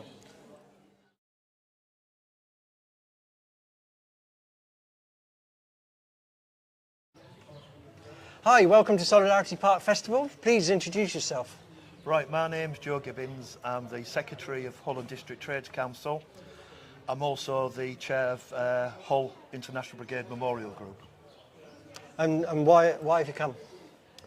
Well, probably for quite a number of reasons actually, but the main reason is we've come is to honour the 10 volunteers who came from Hull and show solidarity to the Spanish people and to the festival and make sure that they know and we know we're all working together and still fighting and still keeping this historical memory and the example of the brigaders and volunteers in the pool and the anarchist militias alive today. And how do you think we can defeat fascism today? What do you think we need to do? I think a lot of people, well-meaning people, take a very liberal approach to that. We're good people, they're bad, therefore we should oppose them, which, I'm not arguing against that. But for me, as a trade unionist and a socialist, the way to defeat fascism is very simple. We fight for socialism, and we cannot defeat people falling for the far right. And you know, in the UK, white indigenous people do. They do. Working people do fall for the far right. The soil that grows fascist ideas is poverty, deprivation and alienation. If the trade union movement and the left and the socialist movement offer a programme and a vision that will create a better world and fight for a better world, I feel that fascism will be defeated in that realm. Just standing on the street saying you're bad, we're good is not enough. It's the start. Yep. And myself and my colleagues and comrades and brothers and sisters in the Trades Council in Hull, the fascists, and the new leader of a new fascist organisation in the UK has tried to have 2 rallies in Hull. The second time we came, we fought them off the streets and didn't allow them to have a platform. And you know, we took the fight to them as trade unions. We organised and we physically took control of the area. And the way to beat fascism, like I said, is to organise within the trade union movement and explain to workers we need to offer an alternative strategy to fascism, not just a moral high ground. Perfect. Well, welcome to the festival. Hope you really enjoy it. Thank you very much, Rob, and we're very, very happy to be here. Great.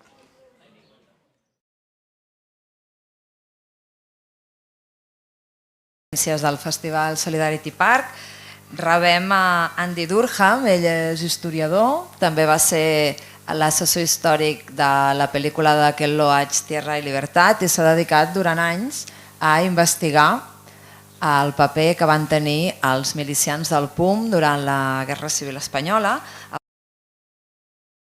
Avui ens presentarà aquest treball que recull bona part d'aquesta recerca. És un treball molt extens en el que, a més de tota la informació sobre la milícia, també podeu trobar algunes de les biografies d'aquests milicians. Per tant, ha fet un treball molt exhaustiu i pensem que era un tema interessant de tractar dins del Festival Solidarity Park, perquè normalment quan parlem de voluntaris internacionals que van venir a lluitar a la Guerra Civil Espanyola, sempre tenim en l'imaginari el que eren l'estructura de brigades internacionals, que va ser una estructura organitzada i que tenia la seu al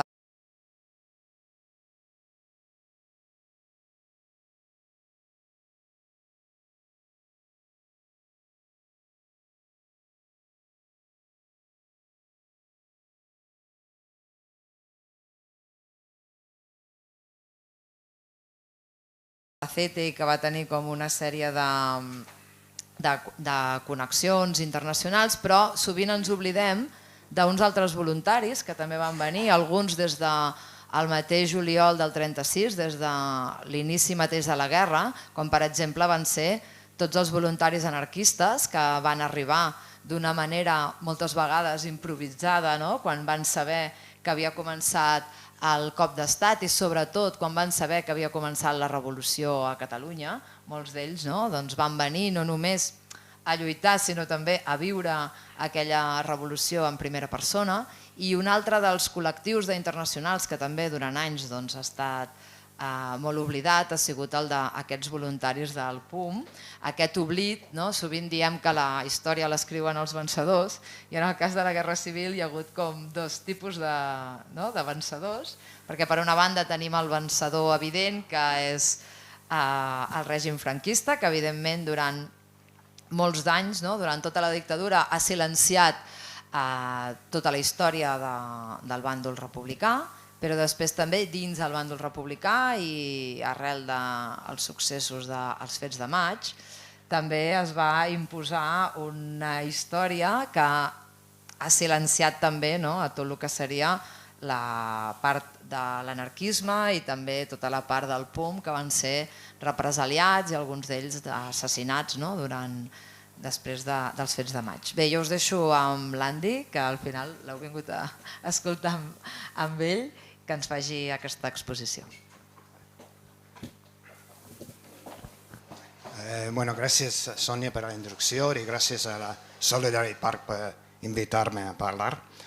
Vaig a parlar en anglès i castellà, serà una mica lent. I'm going to speak in both English and Spanish. I assume there are some people here who do not understand Spanish, is that right? I don't understand English either, right, okay. Okay. Well, I'll start in English, sorry. And I'll go back and forth. We'll see how this goes. Okay, it's going to be a bit shorter than normal because I'd have to cut the talk. As Sonia said, this book is about a group of volunteers who are not normally talked about. Obviously, we all know, or most of us know, about the contribution of the brigades and their heroism and their central role as shock troops for the Republican Army. But very little is known, or very little has been studied, of the 2,000 or 3,000 volunteers who fought in the militias and never formed part of the brigades. And my study is about the 500 or so who fought with the PUM, the Marxist Party of Workers' Party of Marxist Unification. Voy a hablar hoy sobre unos voluntarios no tan conocidos. Obviamente todos sabemos el papel de las brigadas, su heroísmo, su papel como tropas de choque en el ejército republicano.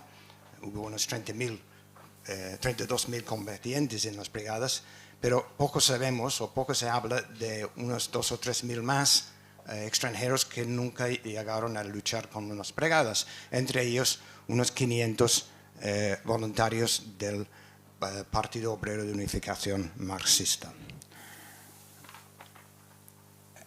The book covers the experience of these volunteers, their role in the war and what happens to them after and the end of the war and after the war. I go on and follow their experience in the Second World War and in some cases after the war. And also I look at aspects of the pretty well unknown as well, aspects like the military policy of the PUM, the experience of the PUM at the front and so on and so forth. El libro cubre la experiencia de estos voluntarios, su paso por la guerra, la represión que sufrieron, también su experiencia en la Segunda Guerra Mundial y en la posguerra. No quedo solamente con la cuestión de la guerra. También el libro explora otros aspectos de la política del PUM, su política militar, muy poco entendido y generalmente mal entendido, y, por ejemplo, el papel de las mujeres en las milicias. If there's one person who is known among the PUM volunteers, extremely well known, of course, is George Orwell. He's the tall one, of course. Homage to Catalonia, in fact, is probably the book that's been most read that's connected to the Spanish Civil War. This has a good and bad side. I think good side is a very interesting biographical experience of his experience in the war. The more controversial side, of course, is Orwell only talks about what he sees. He doesn't talk about the war. It's not a book of history of the Spanish Civil War. And, of course, has led to a great deal of controversy. I'm not going to talk much about Orwell, but I can, if you want to, in questions. I did think of calling my book 499 People Who Are Not Called George Orwell, but I thought the title wasn't very, exciting. Hay una persona del PUM que sí es conocido, muy conocido, quizás demasiado conocido, que es George Orwell, que es el autor aquí en la foto, y su libro Homenaje a Cataluña, que es el libro probablemente más leído internacionalmente, que se trata de la guerra civil.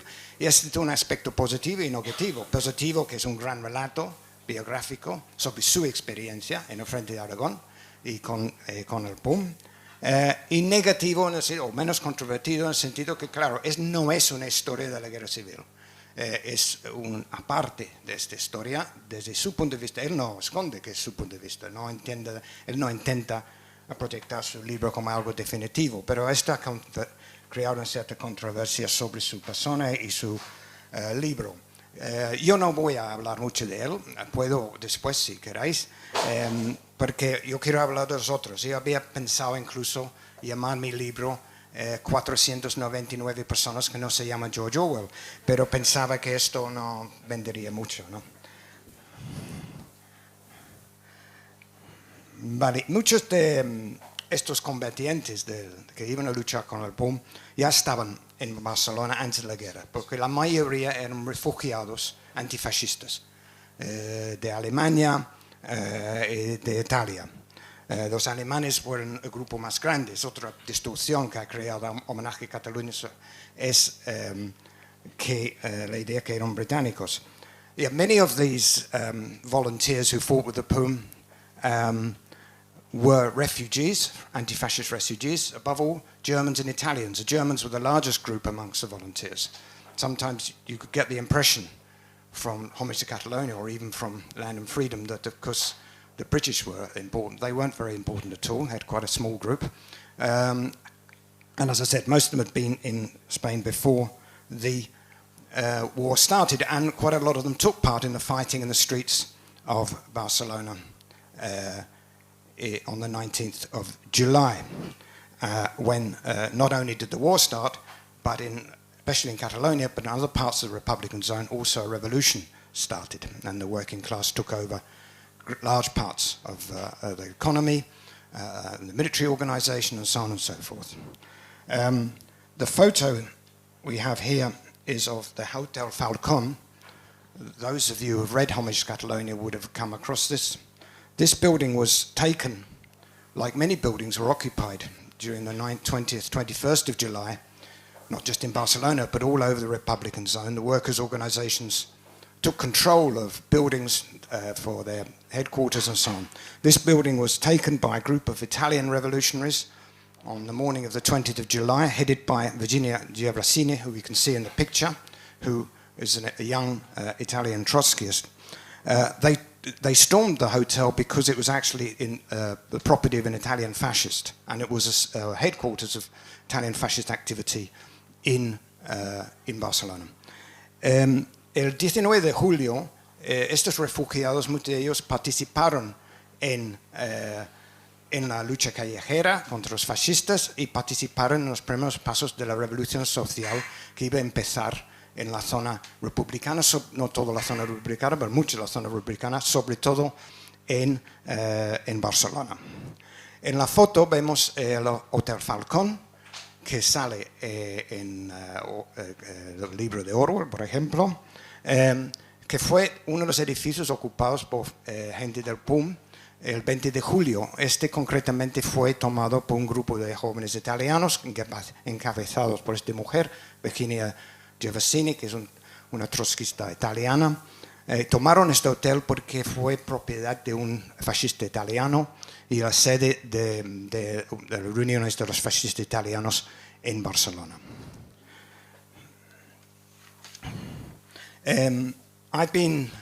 Perdona, otra cosa añado por los que conocen Barcelona. Hoy en día es la biblioteca Andreu Nin, en el barrio gótico, en las Ramblas. No es casualidad que lleva este nombre, que es el nombre del líder del PUM, que fue asesinado en junio 37. I've identified 28 different nationalities I've identified 368 of these, what I reckon were 500 volunteers, of which come from 28 different nationalities.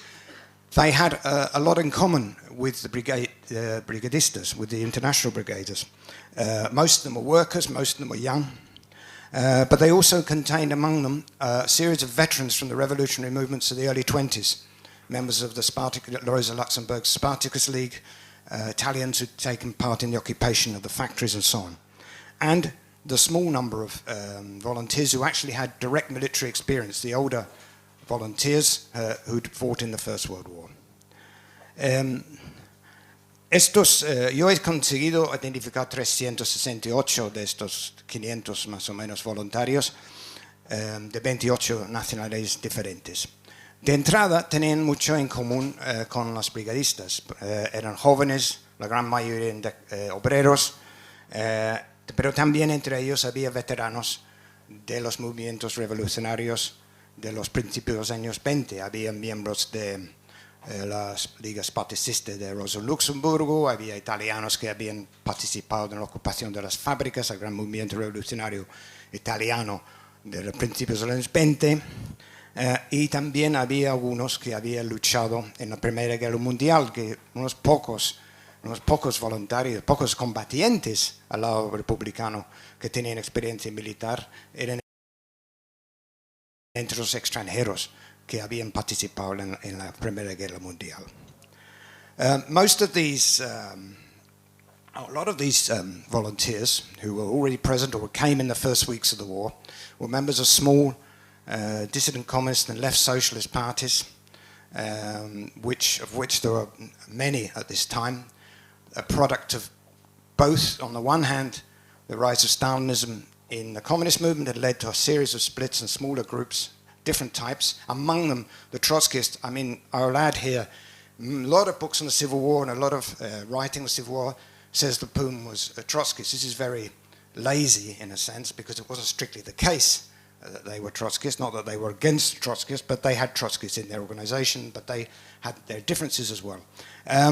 And also, and more importantly, there were quite a few members of left socialist parties, because in the 30s there were a whole series of splits in the Labour and Socialist parties, with the impact of the rise of fascism, the economic crisis, the failure of the reformist parties in government. La mayoría de esta gente eran miembros de grupos disidentes, comunistas o socialistas, de cual había bastantes en los años 30 por distintas razones. Entre los comunistas había varias tendencias, uno de ellos eran los trotskistas, el PUM no era estrictamente trotskista, pero había otras tendencias, todos que habían roto con el comunismo oficial a raíz de la subida del stalinismo y la transformación de los partidos comunistas. También, y más importante, había miembros de partidos socialistas de izquierdas, que eran producto de una serie de decisiones que pasan en los partidos socialistas y los laboristas en los años 30 a raíz de la crisis económica, del auge del fascismo, la incapacidad de los partidos socialdemócratas de enfrentarse al fascismo y también por el impacto del fracaso de estos partidos en los gobiernos.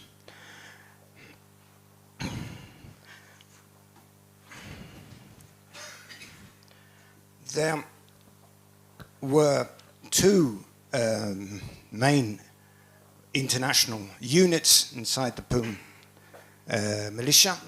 The first was the International Column, which we can see some of their members here in this photo in the Lenin barracks in Barcelona in August 36, just before they went to the front.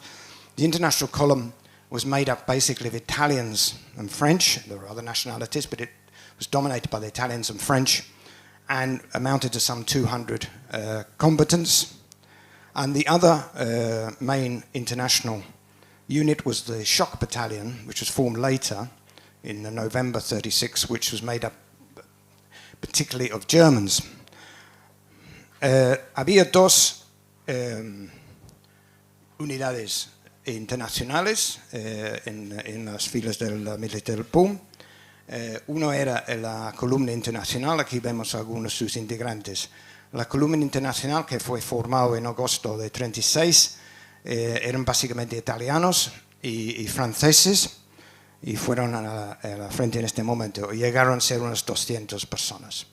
La otra unidad internacional y más importante que se iba a formar en noviembre y diciembre de 36 era el batallón de choque. El batallón de choque eran básicamente alemanes y que iba a participar en los choques más importantes en el frente en los próximos meses.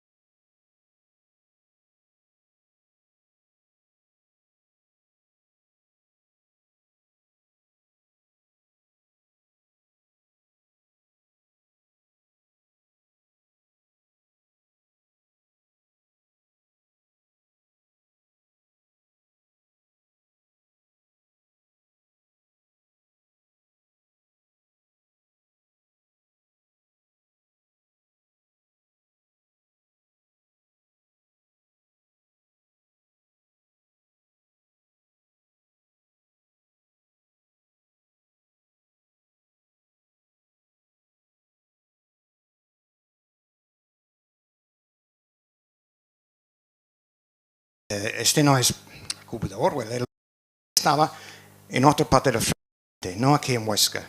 Bueno, al final sí estaba en Huesca, pero al principio estaba en la Sierra de Alcubierre, una zona, sí, totalmente aislada, donde había poca actividad militar porque era más o menos imposible llevar a cabo cualquier ataque. Pero la verdad es que cerca de Huesca, donde estaban casi todos los militares del PUM, estaban en un frente, sus tropas estaban en un frente de 15 kilómetros al este de Huesca, participaron en varios choques muy violentos, uno de cual era la ofensiva de junio de 37, cuando las tropas, los milicias, bueno, lo que había sido los milicias, ahora mismo en este momento eran la 29 División del Ejército Popular, llegaron, iban a ser los tropas republicanos que llegan más cerca de Huesca, donde está este X.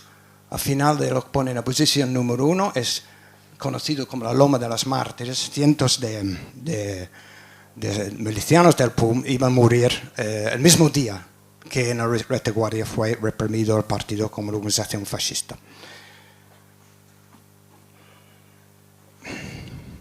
Bueno, iba a hablar sobre 3 milicianos, pero se va a tardar bastante si hablo mucho sobre esos 3 individuos, pero se habla muy por encima. Primero, Hans Reiter. Hans Reiter es el comandante del batallón de choque, aquí hay miembros del batallón de choque, y después era jefe de la 97 Brigada Mixta en el Ejército Popular, después de la disolución de las fuerzas del PUM. Y también es famoso porque es uno de los héroes de la 9, de la unidad de republicanos en el ejército francés que entró en París. Ahí está Reiter, que mandaba en este semi-oruga, concretamente la entrada a París.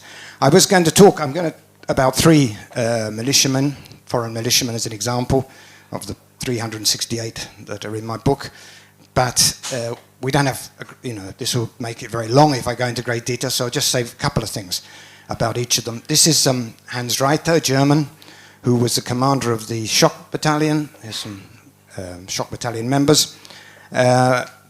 Reiter was heavily involved in the fighting in March 37 and also in September 36 around Huesca, and later would be the commander of the 97th Mixed Brigade in the Popular Army, and in particular was one of the heroes of the 9th Company of the French Army, which was made up of Republican volunteers, which were the first troops to enter Paris when it was retaken in August 1944. Another individual who is worth mentioning is Mica Echeverri. Mica was probably the only woman who was an officer and a combatant after militarization. The militia women were withdrawn from the front in September 36, and very few of them remained actually in the army. Mica was an Argentinian, was with the PUM militia in Madrid, which was had a small column in Madrid, and was the commander of one of its companies.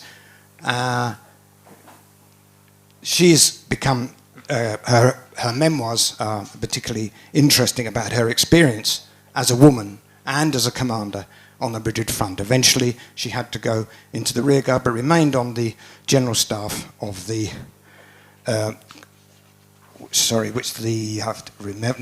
35th Mixed Brigade until the end of the war, which was commanded by Cipriano Mera, the famous anarchist leader of Madrid. Otra persona que voy a mencionar es la Mica Echeverri, que ha escrito unas memorias muy interesantes sobre su paso por la guerra civil. Era una argentina, un comunista disidente que había sido expulsado del Partido Comunista en los años 20.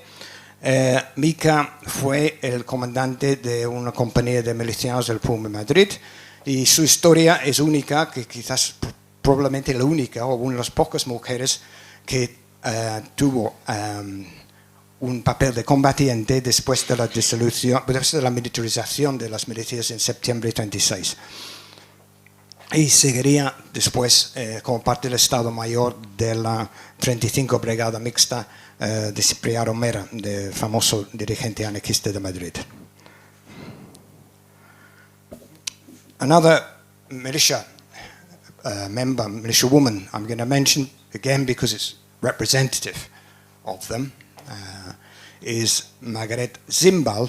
Zimbal was a young German who had come to Spain in the 30s before the war and lived in Mallorca and Madrid before she went to Sitges near Barcelona, and she lived by singing in the street with her boyfriend. Images, of course, very modern one. She went to the front, she went to Mallorca where her boyfriend died at her side, and then went to the Aragon front where she herself was killed. She was a combatant. She was 20 years old when she died. Now, just a couple of things about her. This is a very famous photo, that those of you who know photos of the Spanish Civil War, so of Agustí Centelles, of some militiamen on the Monte Aragon, ruins of Monte Aragon Castle near Huesca. In the middle, in fact, is Margaret Zimbal. When she was killed, her funeral became a huge procession.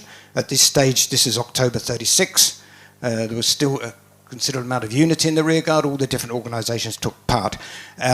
You can't see it on the images projected here, but it says funeral of a nurse, which is, of course, an interesting point about how even someone like Zimbal, who was a combatant, was now officially a nurse because women couldn't fight. La última persona que menciono, lo menciono porque yo creo que es representativo, es Margaret Zimbal, una joven alemana que vino a España en los años 30, vivía cantando en la calle con su novio, que es toda una imagen muy moderno. Vivía en Madrid, en Mallorca y en Sitges. Fue al frente. Bueno, fue primero con la expedición a Mallorca en agosto 36, donde murió su compañero a su lado, y después se fue a la frente de Aragón y se ve a Margaret con algunos otros milicianos alemanes, y el 22 de octubre murió en el frente con 20 años. Margaret sería un mártir como su juventud, de hecho fue la primera miliciana del PUM que murió, etcétera, etcétera, y su entierro era un gran evento con un desfile de todas las organizaciones antifascistas, etcétera, etcétera. Y esta foto es conocida, foto de Agustí Centelles, de unos milicianos encima de las ruinas de Monte Aragón, cerca de Huesca, y en medio ahí está el Margaret.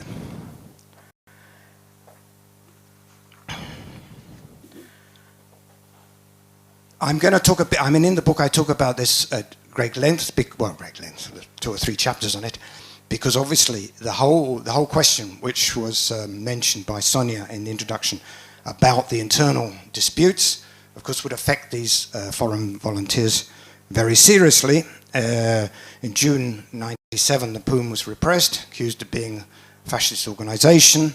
Its militias were dissolved, and so on and so forth. This comes after the May Days. Image of the May Days, the fighting in Barcelona between basically the anarchists and the PUM, and members of the police and the communists, the SUC, the PSUC. I can't obviously go into masses of detail about this, but what I think, just a couple of things about this dispute, about this massive division inside the Republican zone. There are 2 things to be said about this. I'll say more, but I always say 2 things. One, it comes from before the war. There's a war, if you like, a social war by the more revolutionary sections of the working class against the Republican state in the years before the war. This is a struggle which, in particular, the anarchists were prominent, but also the socialist UGT took part. The socialist UGT was very radicalized before the war, and also the Communist Party until the change of position to the Popular Front in 1935. So the clash between sections of the workers' movement and the state predates the war. And in a sense, the May Days is a culmination of this, where there's an attempt to put an end to the revolution and centralize everything through the Republican government. The other thing to say is the external influence of Soviet anti-Trotskyism, which can't be underestimated. Difficult perhaps to appreciate the level of hysteria at the time. But with the rise to power of Stalin in the Soviet Union, you have, as you know, major purges of dissidents or would-be dissidents. In 1937 to 1938, according to Soviet sources, 700,000 people were executed for political offences. This included practically all the old guard of the Bolshevik Party, except of course Stalin himself, all of course accused of being imperialist spies and so on and so forth. This translates into the Spanish situation of a paranoia against the PUM in particular, although the PUM is a minority organisation in the revolutionary left. Voy a hablar muy por encima porque no puedo entrar en grandes detalles, pero hay que mencionarlo porque iba a tener un efecto muy dramático en la experiencia, en la vida de estos voluntarios internacionales, que es la gran división en la zona republicana que culminó en los hechos de mayo, las luchas callejeras en Barcelona, básicamente entre la CNT, el PUM por un lado, y por otro lado las fuerzas de orden público, el SUC, el Partido Comunista. Yo solamente digo dos cosas sobre esto para intentar empezar a entenderlo. Uno es que esta lucha viene de antes de la guerra. Es una lucha entre sectores del movimiento obrero y el Estado, en este caso el Estado republicano, en cual participó no solamente la CNT, pero también desde 34 hasta 36 la UGT y hasta 35 el Partido Comunista, hasta el cambio de línea a nivel internacional, a la línea del Frente Popular. Esta lucha, que es una constante en la República antes de la guerra, termina en sentido con los hechos de mayo, con los intentos de poner orden y centralizar todo el esfuerzo de la guerra y acabar con la revolución en la retaguardia. El otro aspecto que hay que entender es el antitrotskismo soviético, la importación de la paranoia que había surgido en la Unión Soviética como parte del proceso de la burocratización de la URSS, de la sube al poder de Stalin, en cual hay que entender el contexto, porque estamos hablando de, por ejemplo, entre 37 y 38, quiere decir el mismo tiempo de la guerra civil, según fuentes soviéticos, casi 700.000 personas fueron ejecutadas por crímenes políticos, incluyendo todos los cuadros y dirigentes históricos del bolchevismo. Hay que entender esto porque es parte de la historia. La otra parte, obviamente, que es totalmente contradictorio, es el heroísmo de los comunistas que lucharon en España, sobre todo las brigadas internacionales. Pero este pasa en este contexto. Y esta campaña está utilizada por demonizar el PUM y para reprimir el PUM. In this context, with their forces dissolved at the front, they had a division of 6,000-7,000 men, basically in front of Huesca at this stage, which, as I explained before, had taken part in the offensive against Huesca. The international volunteers basically there were three different options open, or three different things that happened to them, if you like. Some left Spain, especially those that came from democratic countries who didn't have any real problems crossing the border, the case of Orwell, of course. Others integrated into the Popular Army. The repression which would be used against them was never coherent, and others would be arrested. I've got details of 105 of them who were arrested. Por los voluntarios internacionales esa situación era bastante terrible porque fue disueltos las fuerzas del PUM, las fuerzas militares, y ellos tenían que buscar una salida. Algunos marcharon del país, sobre todo los que eran de países democráticos. Otros se integraron en el ejército popular, que a pesar de que habían sido el PUM, llegaron a entrar en el ejército popular y en las brigadas internacionales en docenas de casos. Y otros fueron detenidos. Es bastante arbitrario si fueron detenidos o no detenidos, porque no tiene mucha explicación, dado que todos eran inocentes. Yo he encontrado detalles de unos 105 que fueron detenidos. Just to, as I say, I could go on for a long time on this, but I won't. Just to draw attention to the type of campaign which was launched against the POUM and against the foreigners. This is a diagram drawn up by one of the counter-espionage organizations, probably the DDD, the State Service Information, which apparently shows how the POUM is connected to everybody imaginable. Franco, Hitler, the German anarchists, the CNT, the International Brigades, it's sort of like a great web. And they had a lot of these. There's a lot of these diagrams in the Soviet archives, which I use for the book, somehow explaining this. I've got nothing real behind it. It's complete fantasy. More serious for the foreigners were these reports. This is part of a document written by the German Communist Party security apparatus, which was basically made up of former members of the International Brigades who've been withdrawn from the front for this purpose. This is a document, you can't see it here, but this is number 285. There's a list of about 400 Germans who were considered suspicious, most of them members of the International Brigades.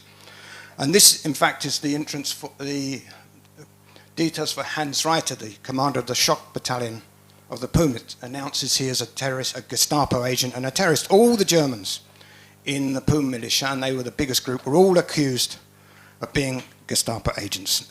None of them were, none of this was proven, not one.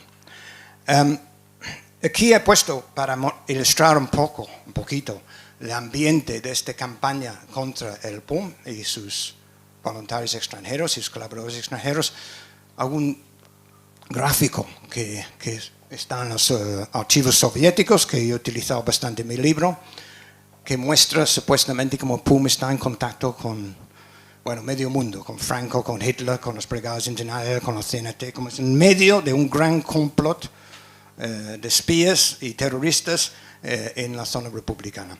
Pero más concretamente, tenemos el ejemplo de los extranjeros. Este es parte de un documento de unos 400 alemanes indicados como sospechosos, un documento hecho por los servicios secretos, servicios de seguridad del Partido Comunista Alemán, y es la entrada sobre Hans Reiter, que había sido la comandante del batallón de choque, anunciando que es agente del Gestapo y terrorista.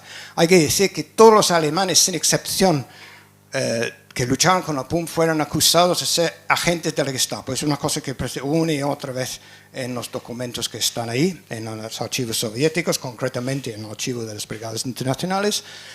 Ningún caso fue probado. These, partly because of the chaotic nature of this repression, and partly because there was nothing behind the accusations, nobody is formally accused. Well, maybe I say that there are a couple of cases. Most of them were not formally accused of anything because there was no evidence, because the Republican state still existed, and you couldn't really take it to a court.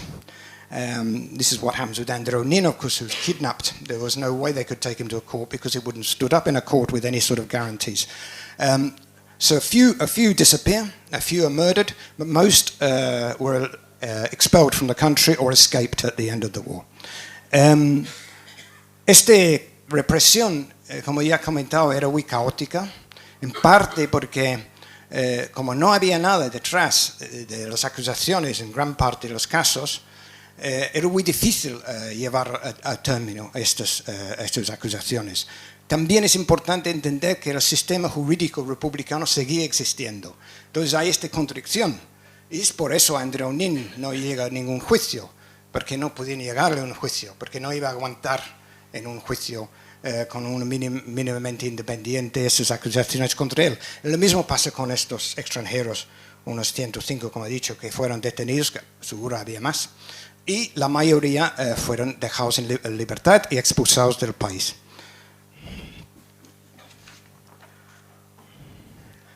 Just very briefly, because I don't want to go on forever, but the experience of these few hundred volunteers, unknown volunteers really, in the Second World War is more or less identical to the experience of the members of the International Brigades, those of who came from countries with authoritarian governments, who could not return to their countries, the Germans, Italians, Czechs, Poles, Czechoslovakia being occupied at this time, who would end up first in French concentration camps, particularly in the concentration of Gurs, where they concentrated internationals, and then later expelled, in the case of the Italians, to Italy, where they were imprisoned in prisons como Totene, which is a famous prison where they kept communist and international brigade prisoners, as well as some of the POUM volunteers, or they ended up in concentration camps where many of them would die. Others who managed to get out of the French concentration camps fought with the resistance. This was exactly the same experience, of course, the international brigades. The big difference was that they were still being accused of being fascist agents. In the Gurs camp, in fact, there was quite a struggle between the communists and the non-communists over who was a traitor and so on and so forth. Voy a hablar muy brevemente sobre Sigue Mundial, porque no quiero alargarme más, pero la experiencia de estos voluntarios del POUM, de estos cientos de personas pocos conocidas, es más o menos idéntica de los brigadistas, de los miembros de las brigadas internacionales. Pasaron, los que eran de países con gobiernos autoritarios, pasaron por los campos de concentración en Francia, sobre todo el campo de Gurs. Después los italianos fueron expulsados de Italia, donde fueron puestos en cárceles como Ventotene, que es el más famoso de ellos, o acabaron en los campos de concentración y de exterminio nazi, donde muchos de ellos iban a morir.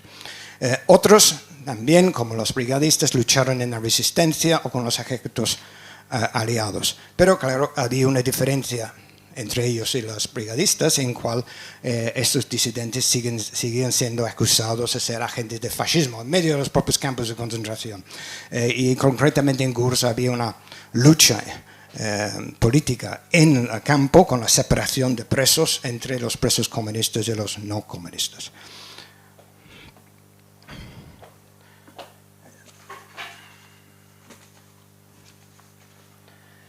To finish, just to draw attention to a couple of things, about these forgotten volunteers, and make a mention of John Cornford, who many of you will know. Cornford was a member of the British Communist Party and one of the most outstanding poets of his generation. He came on his own initiative to Spain in August 1936 and went to the front with a couple of journalists and found himself with the POUM edition, decided to enlist. His experience is quite interesting. It's short. He was only with them for 6 or 8 weeks.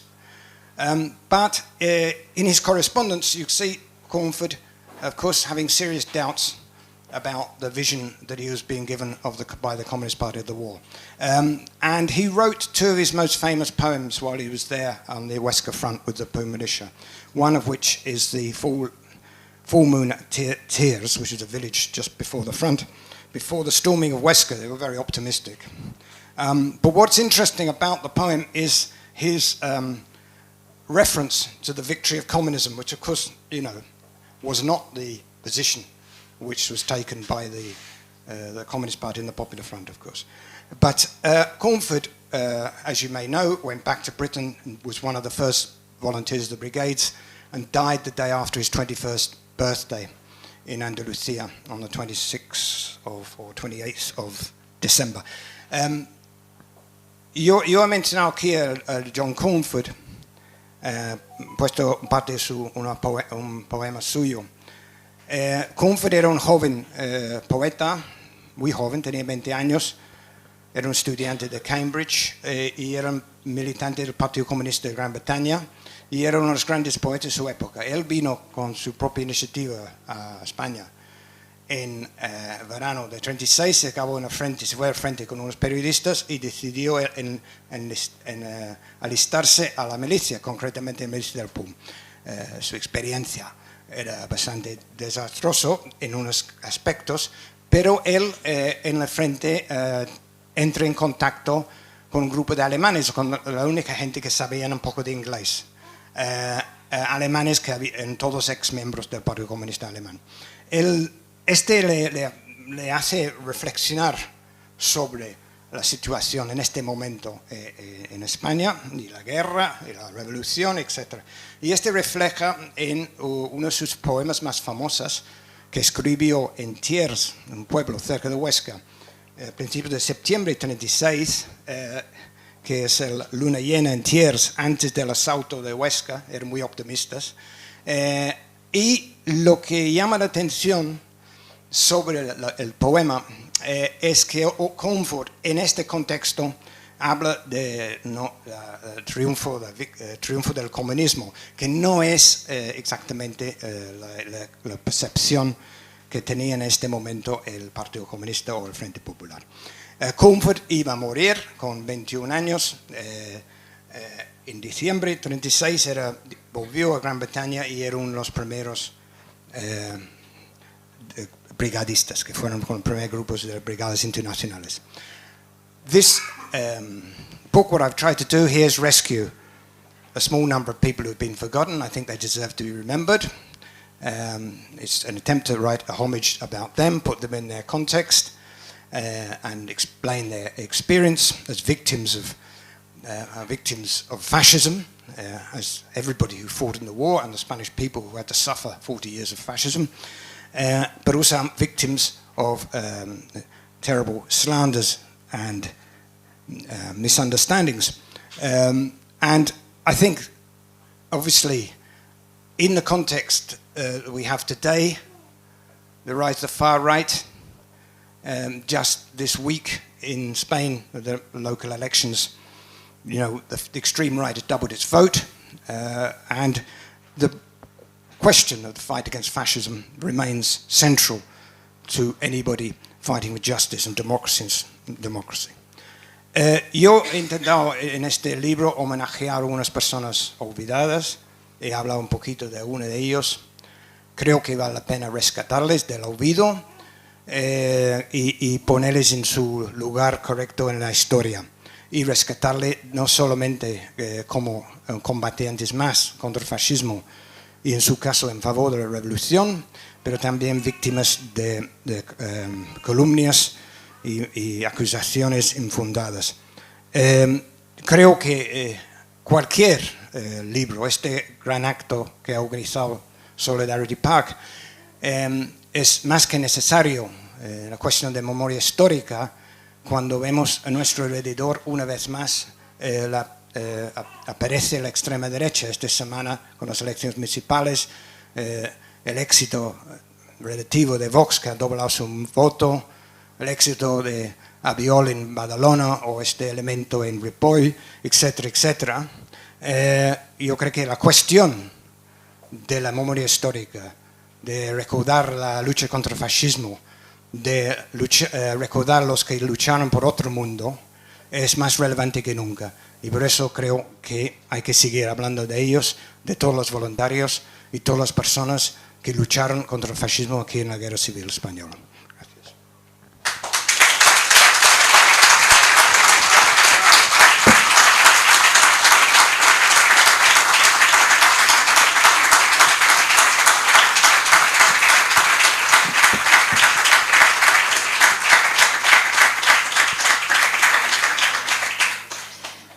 Bé, ara deixem alguns minuts per si algú té alguna pregunta que li vulgui fer a l'Andy abans que marxi.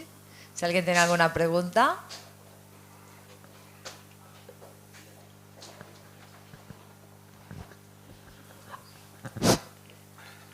Sí, yo quería preguntarle a Andy,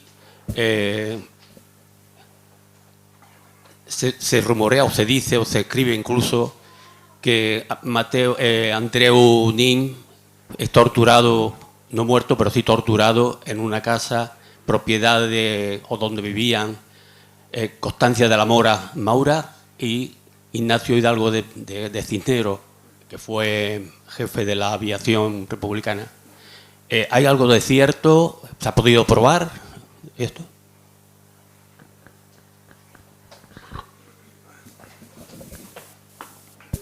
Well, yeah, the question was about the torture of Andreu Nin in a house belonging to the head of the Republican Aviation.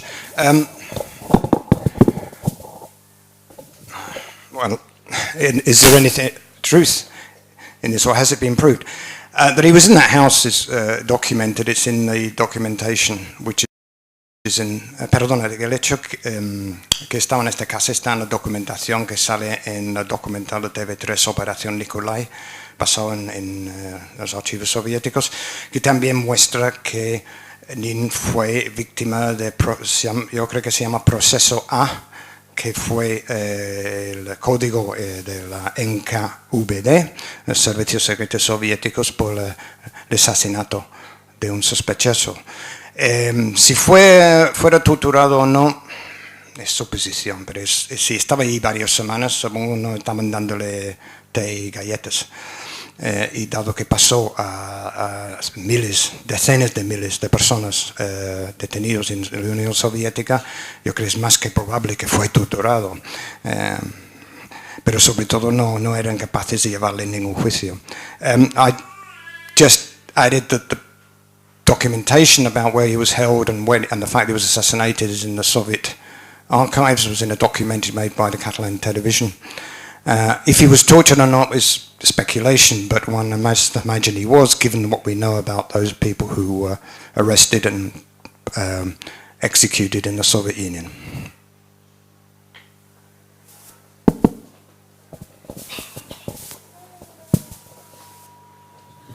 Thank you very much. Thanks for coming, Andy. I think it's your introduction has been very, very enlightening. I think your non-sectarian position as well is very welcome on this subject, because I think people tend to get entrenched in one side or the other, and I think your appraisal of the poem as being non-Trotskyist, as in an official label, is a really good and accurate position, because it was the ILP who sent a lot of the British volunteers or anything but Trotskyists. There was hardline reformers, if truth be known. And George Orwell became a poem militia volunteer only because the General Secretary of the Communist Party of Great Britain said he was unsatisfactory to fight with the International Brigade. But I also think it's equally important to understand that a lot of Trotskyist organisations are equally entrenched in attacking the International Brigades as Stalinist bloodthirsty haters of revolution, where I think the vast majority of rank and file volunteers were exactly the same as the POUM volunteers that went to Spain, and the same as the anarchist volunteers. They went to Spain to fight for a better social system and democracy and against fascism. And I think a lot of volunteers didn't really go much further than that. I think an interesting thing was, I would claim, I come from Hull, but just across the water is Grimsby, is Tom Wintringham, whose idea it was allegedly to form the International Brigades. Even Tom's partner in Spain was accused of being a Trotskyist. She was an American journalist, of being a Trotskyist sympathiser and equally purged. But again, when you spoke about the paranoia that the POUM were Trotskyists, but we have to be very clear, the anarchist militias weren't Trotskyists, but they were outlawed and banned and also purged. And I think for me as a Marxist and a revolutionary, I think the issue is anyone who saw Spain in a revolutionary situation and saw that the revolution and the fight of fascism were inseparable, were automatically going against the hegemonic position of the Soviet Union at that time, that it needed to keep its place in the international sphere and not be attacked for supporting revolution. It's probably a long question and more of a comment really, but I think it's a really, really interesting. I certainly will buy the book and I certainly will study it, and from my point of view I think it's a wonderful piece of work that can really start setting the record straight of what the POUM militia were, and thank you very much for your introduction. It's been very enlightening. Thank you.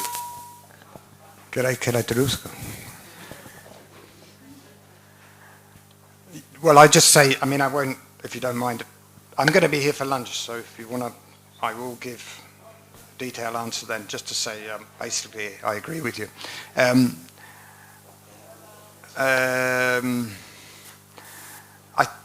I would add something. I think this is important. One point you said about why people came, what they thought they were doing. It's something I talk about in my book about the International Brigade. I have a chapter on them because in order to contextualize and also because the confusion, because often they say that George Orwell was with the international brigades and he's a brigadista. It's not true. But also because it's obvious, you have to contextualize it. And one of the things I point out, which is normally not talked about, is the perception that the brigadists had of what they were doing, right? That they actually thought the Popular Front was a tactical interlude. The majority of the brigade volunteers were members of their communist parties. The communist parties dominated the brigades. This is overwhelmingly evident. It's not an accusation, it's just a fact.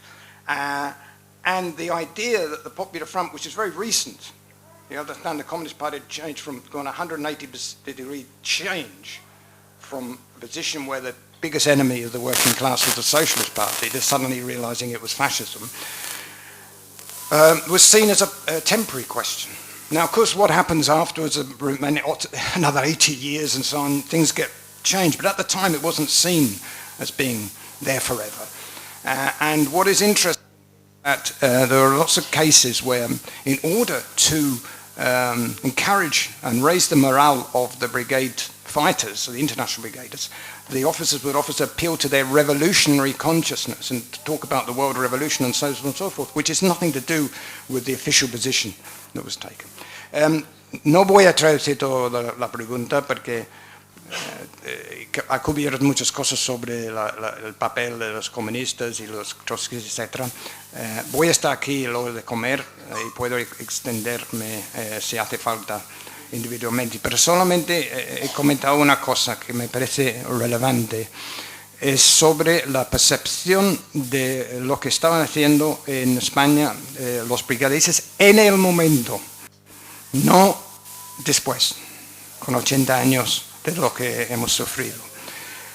Hay dos cosas. Primero, la mayoría de los brigadistas eran miembros de los partidos comunistas, en algunos casos la gran mayoría, eso es un hecho, y fueron los partidos comunistas que organizaron las brigadas, aunque claro, había gente que no era comunista, obviamente. Pero lo que es interesante, lo comento en mi libro, yo hablo de las brigadas en mi libro, hay un capítulo sobre las brigadas internacionales porque hay que contextualizar la experiencia de estos pocos voluntarios del PUM. Pero hablo de una cosa muy concreta, es la motivación de los brigadistas, obviamente el antifascismo, pero también hay que recordar los que eran comunistas. Habían tenido una posición abiertamente revolucionaria hasta el 35, cuando se cambia por 180 grados a la visión del Frente Popular.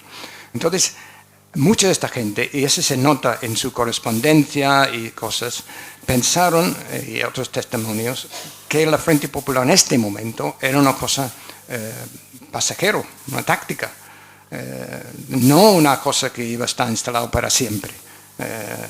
Y lo que es interesante, lo compro en el libro, hay bastantes indicaciones de ello. En algunos momentos claves de las batallas, para animar a los brigadistas, sus comandantes apelaron a su conciencia revolucionaria, hablando de la revolución mundial, etcétera, etcétera.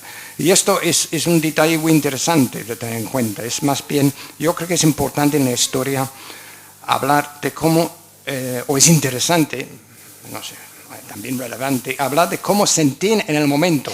Porque claro, retrospectivamente, por muchísimas razones, se ven otras cosas. Yo he hecho, cuando he hecho 8 libros sobre la historia del PUM, y hace 30 años, 40 casi, hice bastante historia oral. Y es interesante, ¿no? Porque la gente, años más tarde, a veces dicen, ya cambian un poco lo que han visto o lo que quieren decir. Claro, es normal, es humano. Pero yo creo que por el historiador hay que también intentar a ver qué pensaron en el momento. Entonces yo he comentado este aspecto de su contribución. Vale. Hola, buenas. Nada más quería hacer como un poco de pregunta, reflexión, ya que visto cómo has explicado los hechos durante la guerra civil, digamos que había como un poco, no sé si como tú qué piensas, ¿no? Después de haber estudiado todo esto, si era como una situación muy caótica por tanto bando, ¿no? Ya los anarquistas, la República, el Estado, los comunistas. toda esa división que hubo, si se podría resumir como que fue un poco caos y hasta un drama, ¿no? Porque al final, si todo estuvo manipulado, de alguna manera había también agentes secretos y entonces como que yo diría que se podría resumir en que era una cuestión caótica y dramática, ¿no? Para mí, mi opinión, no sé, como que veo que sin a veces también como que el sentido ahora en la actualidad, como para pasar de lo que pasó a la actualidad, cómo defender la democracia o esos valores, ¿no? Cuando está desgastada, ¿no? También, o sea, quería poner una reflexión más presente del presente, qué está pasando, porque está claro que las democracias actuales tienen muchos fallos. Esta es mi opinión personal y será debido a siempre luchas de poder, de liderazgo, no sé. Yo la verdad es que estoy bastante defraudada personalmente en la actualidad de bastantes partidos políticos, por no decir de todos. Y entonces esa confusión del antifascismo hoy en día, si tiene el mismo valor, ¿no? A lo mejor el antifascismo habría que superarlo, no olvidar el pasado jamás, pero en la actualidad intentar hermandarnos todos con un mensaje que nos una a todos, ¿no? Los trabajadores al final están votando a Vox, los trabajadores también. Pero bueno, es como una reflexión que bueno, nada más... ¿Qué piensas tú? Si fue un drama lo que ocurrió, yo creo que fue un drama, pero es mi opinión. Y nada más, ¿qué pensabas tú? ¿Vale? Gracias. Lo puedo intentar en inglés, pero no sé. In English will be like I make a reflection about the democracy today. What is happening today about democracy? What is happening about anti-fascism? What does it mean today? Like thinking what we are fighting for, because this is the past and we have to look at the future also. And anti-fascist is okay, but democracy today is not working. And I wanted also to say that maybe what happened was chaotic in the Civil War, was chaos and drama, and was very sad because, yeah, thank you. Sí. Funciona. Ah, vale, sí. Si alguien más quiere, haré un comentario, pero si alguien más quiere hablar, y que habláis vosotros un poco, yo puedo contestar al final a todos o a algunos, en lugar de hacer boom, bam, dos, una persona y yo, una persona. Si alguien más quiere preguntar o decir algo. If anyone else wants to say anything, I will come back to several contributions at once at the end.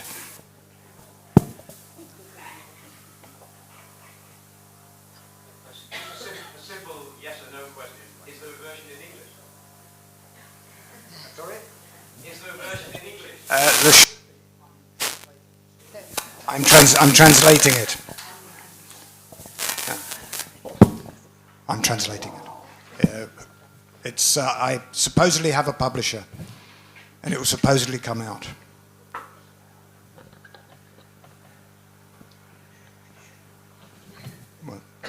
Bueno, no sé, comento un poco. Yo creo que, bueno, un caos. Yo creo que todas las guerras son un caos. Lo que pasa, la República era una democracia, entonces una democracia liberal, pero una democracia, y había tendencias diferentes, con visiones muy diferentes. Es un poco inevitable este conflicto sobre lo que es, para qué le estaban luchando. Y esto, yo lo único que digo sobre esto es que hay que entender que antes de la guerra, la gran mayoría del movimiento obrero quería la revolución. No, retrospectivamente, obviamente, después del franquismo, la República parece una época dorada y es todo lo contrario de lo que hemos tenido con el franquismo y lo que tenemos hoy. Pero en el momento no fue visto así. Entonces, claro, esta es la realidad. Y la realidad dio a esta situación de conflicto en la zona republicana. Y de hoy en día, yo creo que es obviamente situación muy diferente, pero aún siguen existiendo. Los fascistas son diferentes, ahora llegan trajes, ¿no? Pero son fascistas. Y hay un auge importante de un tipo de neofascismo con el fake news y todas las distorsiones, y etcétera, etcétera. Entonces yo creo que es relevante mirar al pasado por al menos inspirarnos. Y hay que hacer algo, no se puede dejar con los brazos cruzados. Menciono una cosa anecdótica, pero me parece impresionante, porque me enteré esta mañana que en Ripoll les han ocurrido a los partidos demócratas dejar este facha que ha sacado 6 regidores ser el alcalde, como si va a dejar en evidencia que no sé qué. Este me parece una cosa tan bestial, tan increíble, tan malentendido de que son esta gente. Bueno, bestial. Esta es la manera, para nombrar un pequeño ejemplo reciente de hoy, como no hay que proceder.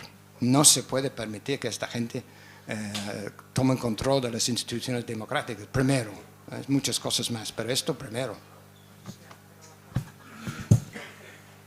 Molt bé, doncs si us sembla ho deixem aquí. Si algú vol comprar el llibre, que l'Andy li signi o fer-li algun comentari personal amb ell, agrair-li que avui hagi vingut, l'esforç que ha fet de fer la xerrada en anglès i en castellà, que ha sigut un doble esforç.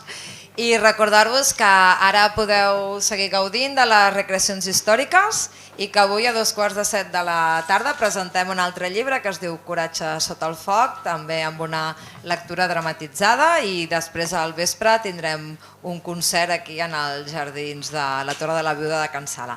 Moltes gràcies per venir.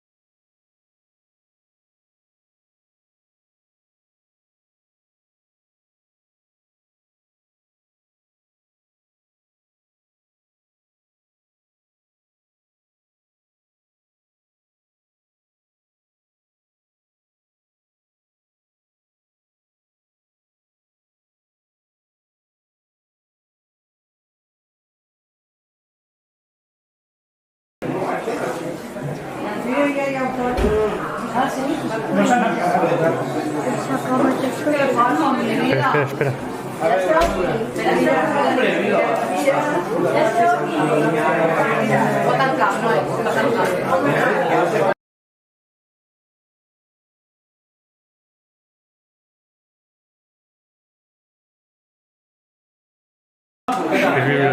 Mira qué loco. Todo el mundo quieto. Agustín Casadeván. Agustín Casadeván. ¿Dónde se ha metido? ¿Quién está escondiendo a Agustín? ¿Dónde está Agustín? Que es miembro del PUM. Del PUM. Que es un partido... ¡Los mentirosos! ¡No los creáis! ¿Qué hacéis aquí? Venga, Agustín. Fuera. Levanta. Venga, fuera el arma. Fuera el arma. No. El arma. El arma. Cuidado. Sí, el arma. Quedáis detenidos. Venga, tira. Tú levanta. Levanta. Us equivoqueu. Tira, el partido del POM está ilegalizado por el partido. Son uns traïdors. Está ya ilegalizado. Tira. Sempre igual. Venga. Tira ya, hombre. ¡No preneu, ¡Traïdors! ¿Traïdors de qué? Aquí no somos traidores. ¡Traïdors a la revolució! Pero que estáis ilegalizados, estáis en contra del gobierno. No, tenemos el enemigo nosotros.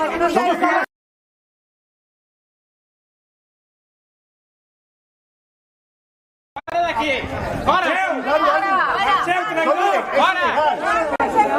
Os estáis equivocando, Os estáis equivocando. Si queréis publicidad de Carlos... Ahora nos vemos, tranquilos que ahora nos vemos. Venga, venid. ¡Alexandre! ¡Alexandre!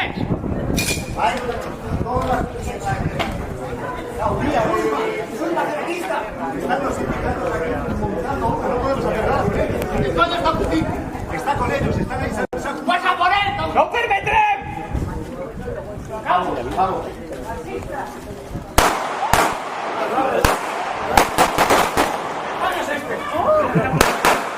Son pistolas de... Son pistolas de... Son pistolas de...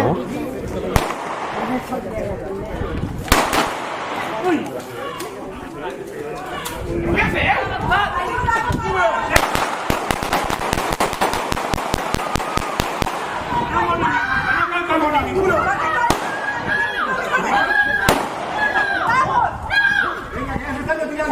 ¿Qué pasa? No vale la pena. ¿Qué podemos hacer? ¿Qué no? Nosotros vamos, que no.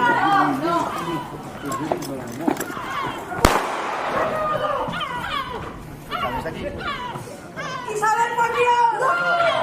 ¡Vuelve! Ayúdame.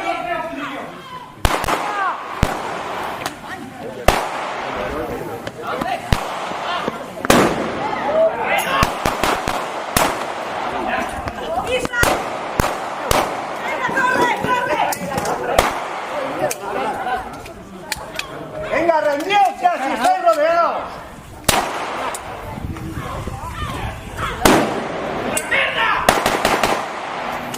¡No sigue! No hay manera de acabar con ellos, que se rindan ya. ¡Y va a tener que la revolución bajo el catre!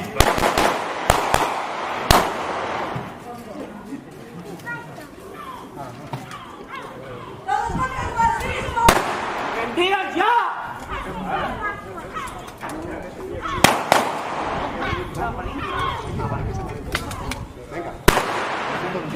Venga, ¡subimos!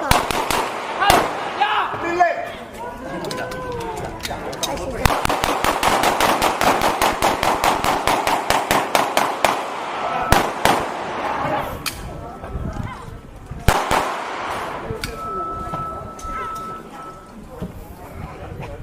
Venga, rendíos ya de una vez.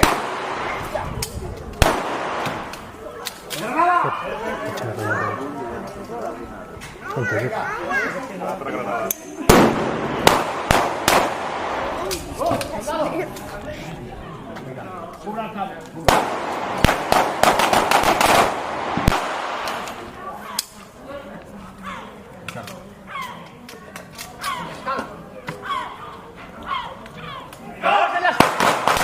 Quedaros en la escalera, no avancéis más. Cubrir nuestro avance. ¿El muro? Vale. ¿Y adelante? Pasos hacia adelante. Comisario, detrás mío.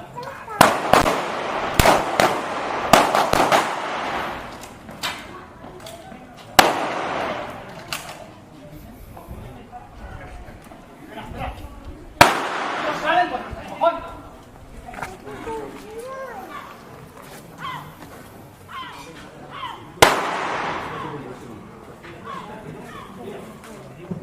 ¡Marquéis! ¡Anda de traidor! ¡Y no vendrá ningún! ¡Dejadlo estar ya! ¿Dónde está Agustín? ¡Agustín no lo encontraré! ¡Me habla en castellano! ¡Castellano! ¡Espera la merda!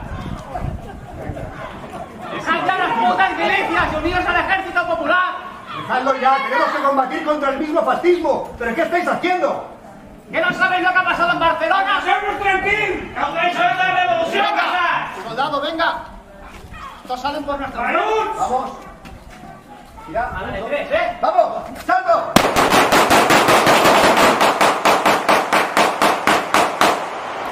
¡Va!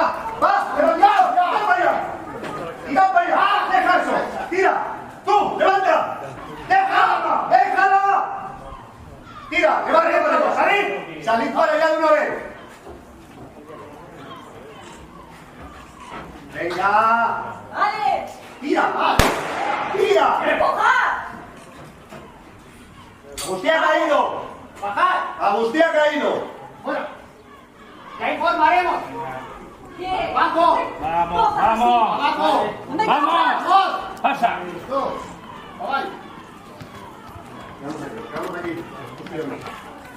Para allá. Para allá. Para allá. ¡No me toques! Para allá te digo. A ver.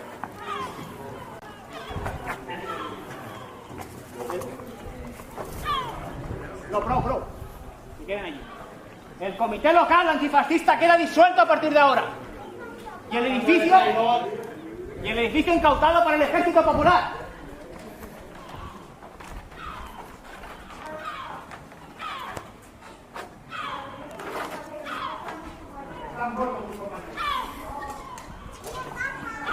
Era que serían llevados a los reyes del tiro.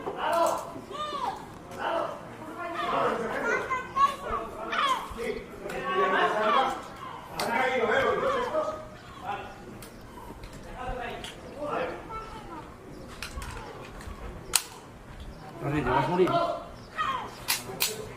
Pues comença a córrer que fotre un tiro. ¿Qué? ¿Estamos bien así o qué? ¡Quietas aquí! ¡Quietas aquí! ¡Quietas aquí! ¡Eh! ¿Qué ha pasado? ¡Y a la próxima igual! ¡A la que se mueva la mano! ¡Asesino! ¡Joder! ¡No es así! ¡Haberlo pensado antes! ¡Compañeros, resistid! ¡Resistid! ¡Comité queda disuelto! ¡Unido al Ejército Popular de la República! ¡Soldados! ¡Viva la República! ¡Viva! ¡Viva!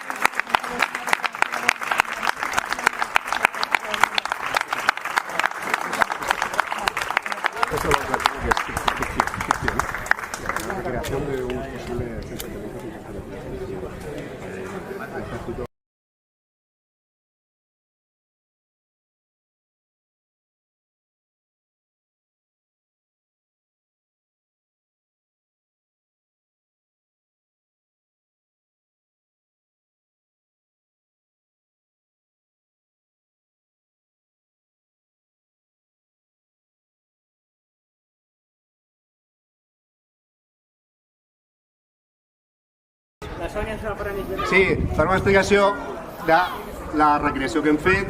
Farà precisament una persona que té coneixements per deixar clar que no hi hagi dubtes. Ho hem fet molt bé, molt realista, Sí, està. Bé, sí. Bravo.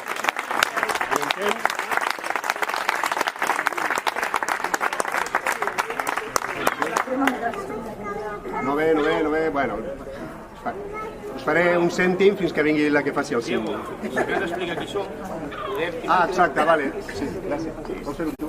No, tu mateix. Viene Sònia. Sònia, vale, perfecte. Mentrestant ens presentarem. Som el grup de recreació 15a Brigada Mixta. Tenim la seu a Flix, a Tarragona, perquè és una zona on va haver-hi molts combats durant la batalla de l'Ebre, és molt important. Sí? Vols dir que cal? Sí. No crido prou? Per streaming. Ens presentarem, som el grup de recreació 15a Brigada Mixta i tenim la seu oficial a Flix, a Tarragona. És una localitat que va sofrir molt durant la batalla de l'Ebre, durant la Guerra Civil en general, i tenim molta gent que és d'allà, i bueno, vam decidir que ens podríem unir, tenir la seu allà, tenir molt recolzament de les autoritats, etc., per poder tirar endavant aquest projecte, que ja portem uns anys junts, d'intentar fer recreació i recuperació de memòria històrica. També intentem ajudar quan hi ha recuperació de patrimoni històric i sobretot fer divulgació. Intentem que el que fem sigui el més fidedigne possible i esperem que hagin disfrutat, diguem-ne, d'aquesta petita recreació i un cop presentats... Diego. Sí. Agustí? Oh! És que és tan amic nostre. Estem adscrits, no hi ha problema. Que gairebé estem adscrits a un altre grup de recreació, es diu PODEP. Última defensa al pont. Última defensa al pont. Som benvinguts d'arreu de l'Estat, no només de Catalunya, sinó també tenim companyes i companys que venen des de Madrid a ajudar-nos a fer aquesta recreació. Sí? Perdoneu si m'he deixat. I a la Sònia us explicarà què hem fet. Bé, primer de tot agrair-los la recreació i que, bé, el que volíem deixar clar és que això no és fer un teatre sobre fets de la Guerra Civil, sinó que ells sempre són molt curosos de, quan van a fer alguna recreació en algun lloc, d'informar-se de quins han estat els fets històrics que van passar en aquell lloc. I, de fet, avui el que ens han representat és una mica, primer de tot, la història del comitè antifeixista de Malgrat, que va estar governant el poble sobretot els primers mesos de la guerra. Estava format per persones de diferents sindicats i partits polítics que es van unir a l'antifeixisme, com va ser la CNT, també hi havia gent d'Unió de Rabassaires i d'altres partits polítics, i han representat com es va reclutar els voluntaris de la columna Malatesta, que van ser alguns d'aquests voluntaris es van anar unint de diferents pobles del Maresme i els van anar a entrenar a Mataró i d'allà se'n van anar a lluitar al front d'Aragó. També ens han representat